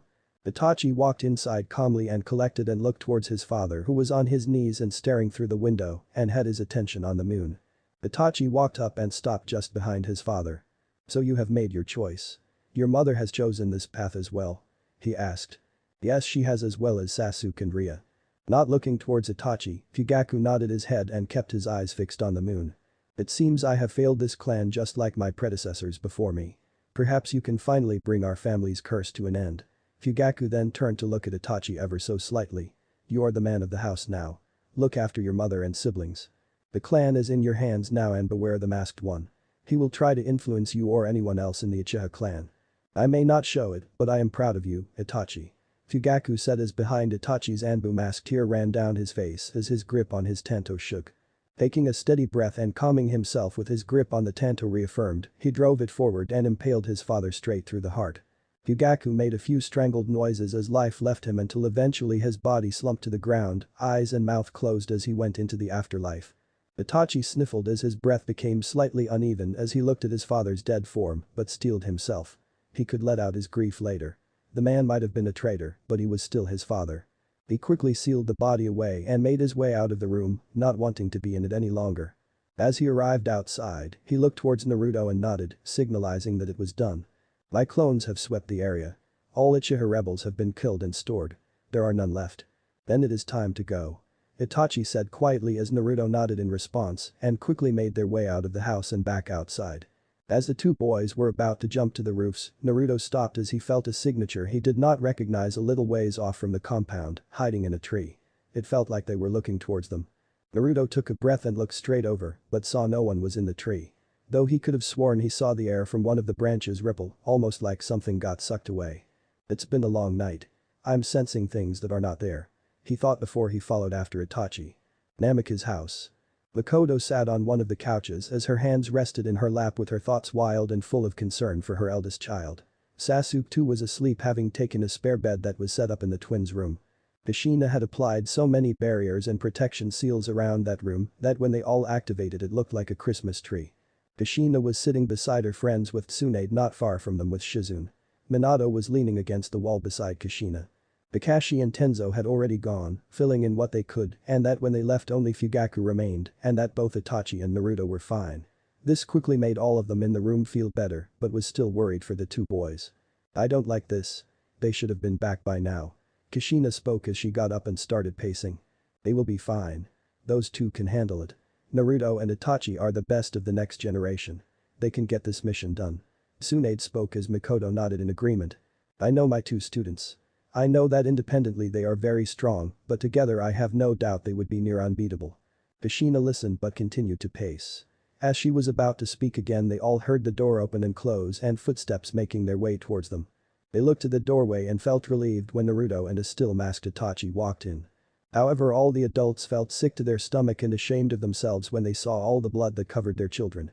Makoto and Kushina wanted to cry, while Minato wondered if he did the right thing letting them do this. "The mission is complete, Hokage-sama," Itachi spoke. "The bodies of all the Uchiha are in storage scrolls that Naruto has sealed on his wrists." Naruto showed the seal to everyone as they all nodded. "How many did you take down?" Minato asked gently. It was Naruto who answered. "About 28, while Kakashi and Tenzo took out around 25, I believe." Minato accepted the answer. There was no one else around. Just the team and the Uchihas. Itachi nodded yes, though Naruto looked a little suspicious but did not voice his opinion. His parents saw this and would ask him about it later. They gave them a brief run-through of what happened along with any added details. Once it was over, they watched Makoto stand up and walk towards Itachi. "Itachi took off that mask," she said gently, but Itachi did not move. In fact, he hardly reacted at all. Makoto had an angry look on her face. "Take off that mask and look at me," she said with a bit more force laced in her words. After a few moments of silence, Itachi's hand shakily went up to his mask and took the crow mask off. When he did, Makoto sobbed and felt her heart break as she watched a flow of tears continue to run down Itachi's face. Not wasting a second, Makoto wrapped him in a tight hug as she placed her son's head in the crook of her neck. Itachi never spoke a word but let his arms wrap around his mother and just grieve, not caring that people were watching. Everyone looked in sadness as did Naruto as he wiped some tears from his eyes and sniffled. As he did he too felt arms wrap around him. He saw Kushina wrap her arms around him and held him close to her. Naruto relaxed into his mother and gently hugged her back as well as she gently stroked the back of his head and let exhaustion from the night finally take over. Later that night. After showering and getting something to eat, Naruto headed into the kitchen of the house since there was one last thing he had left to do. He wore some spare comfy clothes he had brought with him. Makoto had taken Itachi into the spare room and would stay with him for the night, seeing that her eldest child needed her the most right now after what he had to do and taking the life of his father. Tsunade and Shizune had left for the night as they headed back home, while his siblings along with Itachi's continued to sleep silent as if nothing had happened. Walking into the kitchen he saw his parents sitting at the kitchen table, both not saying a word. They looked up at him when he came into the kitchen and took a seat in front of them. "You both said you would give me answers. I want those answers now." Minato and Kushina nodded though both looked sad. They did not think they would have to tell him at such a young age, but their son was not like other children.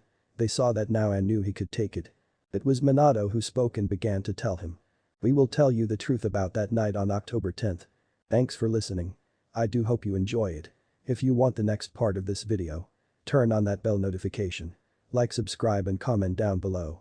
And also check out the others videos I have created and enjoyed it. See you guys in the next video.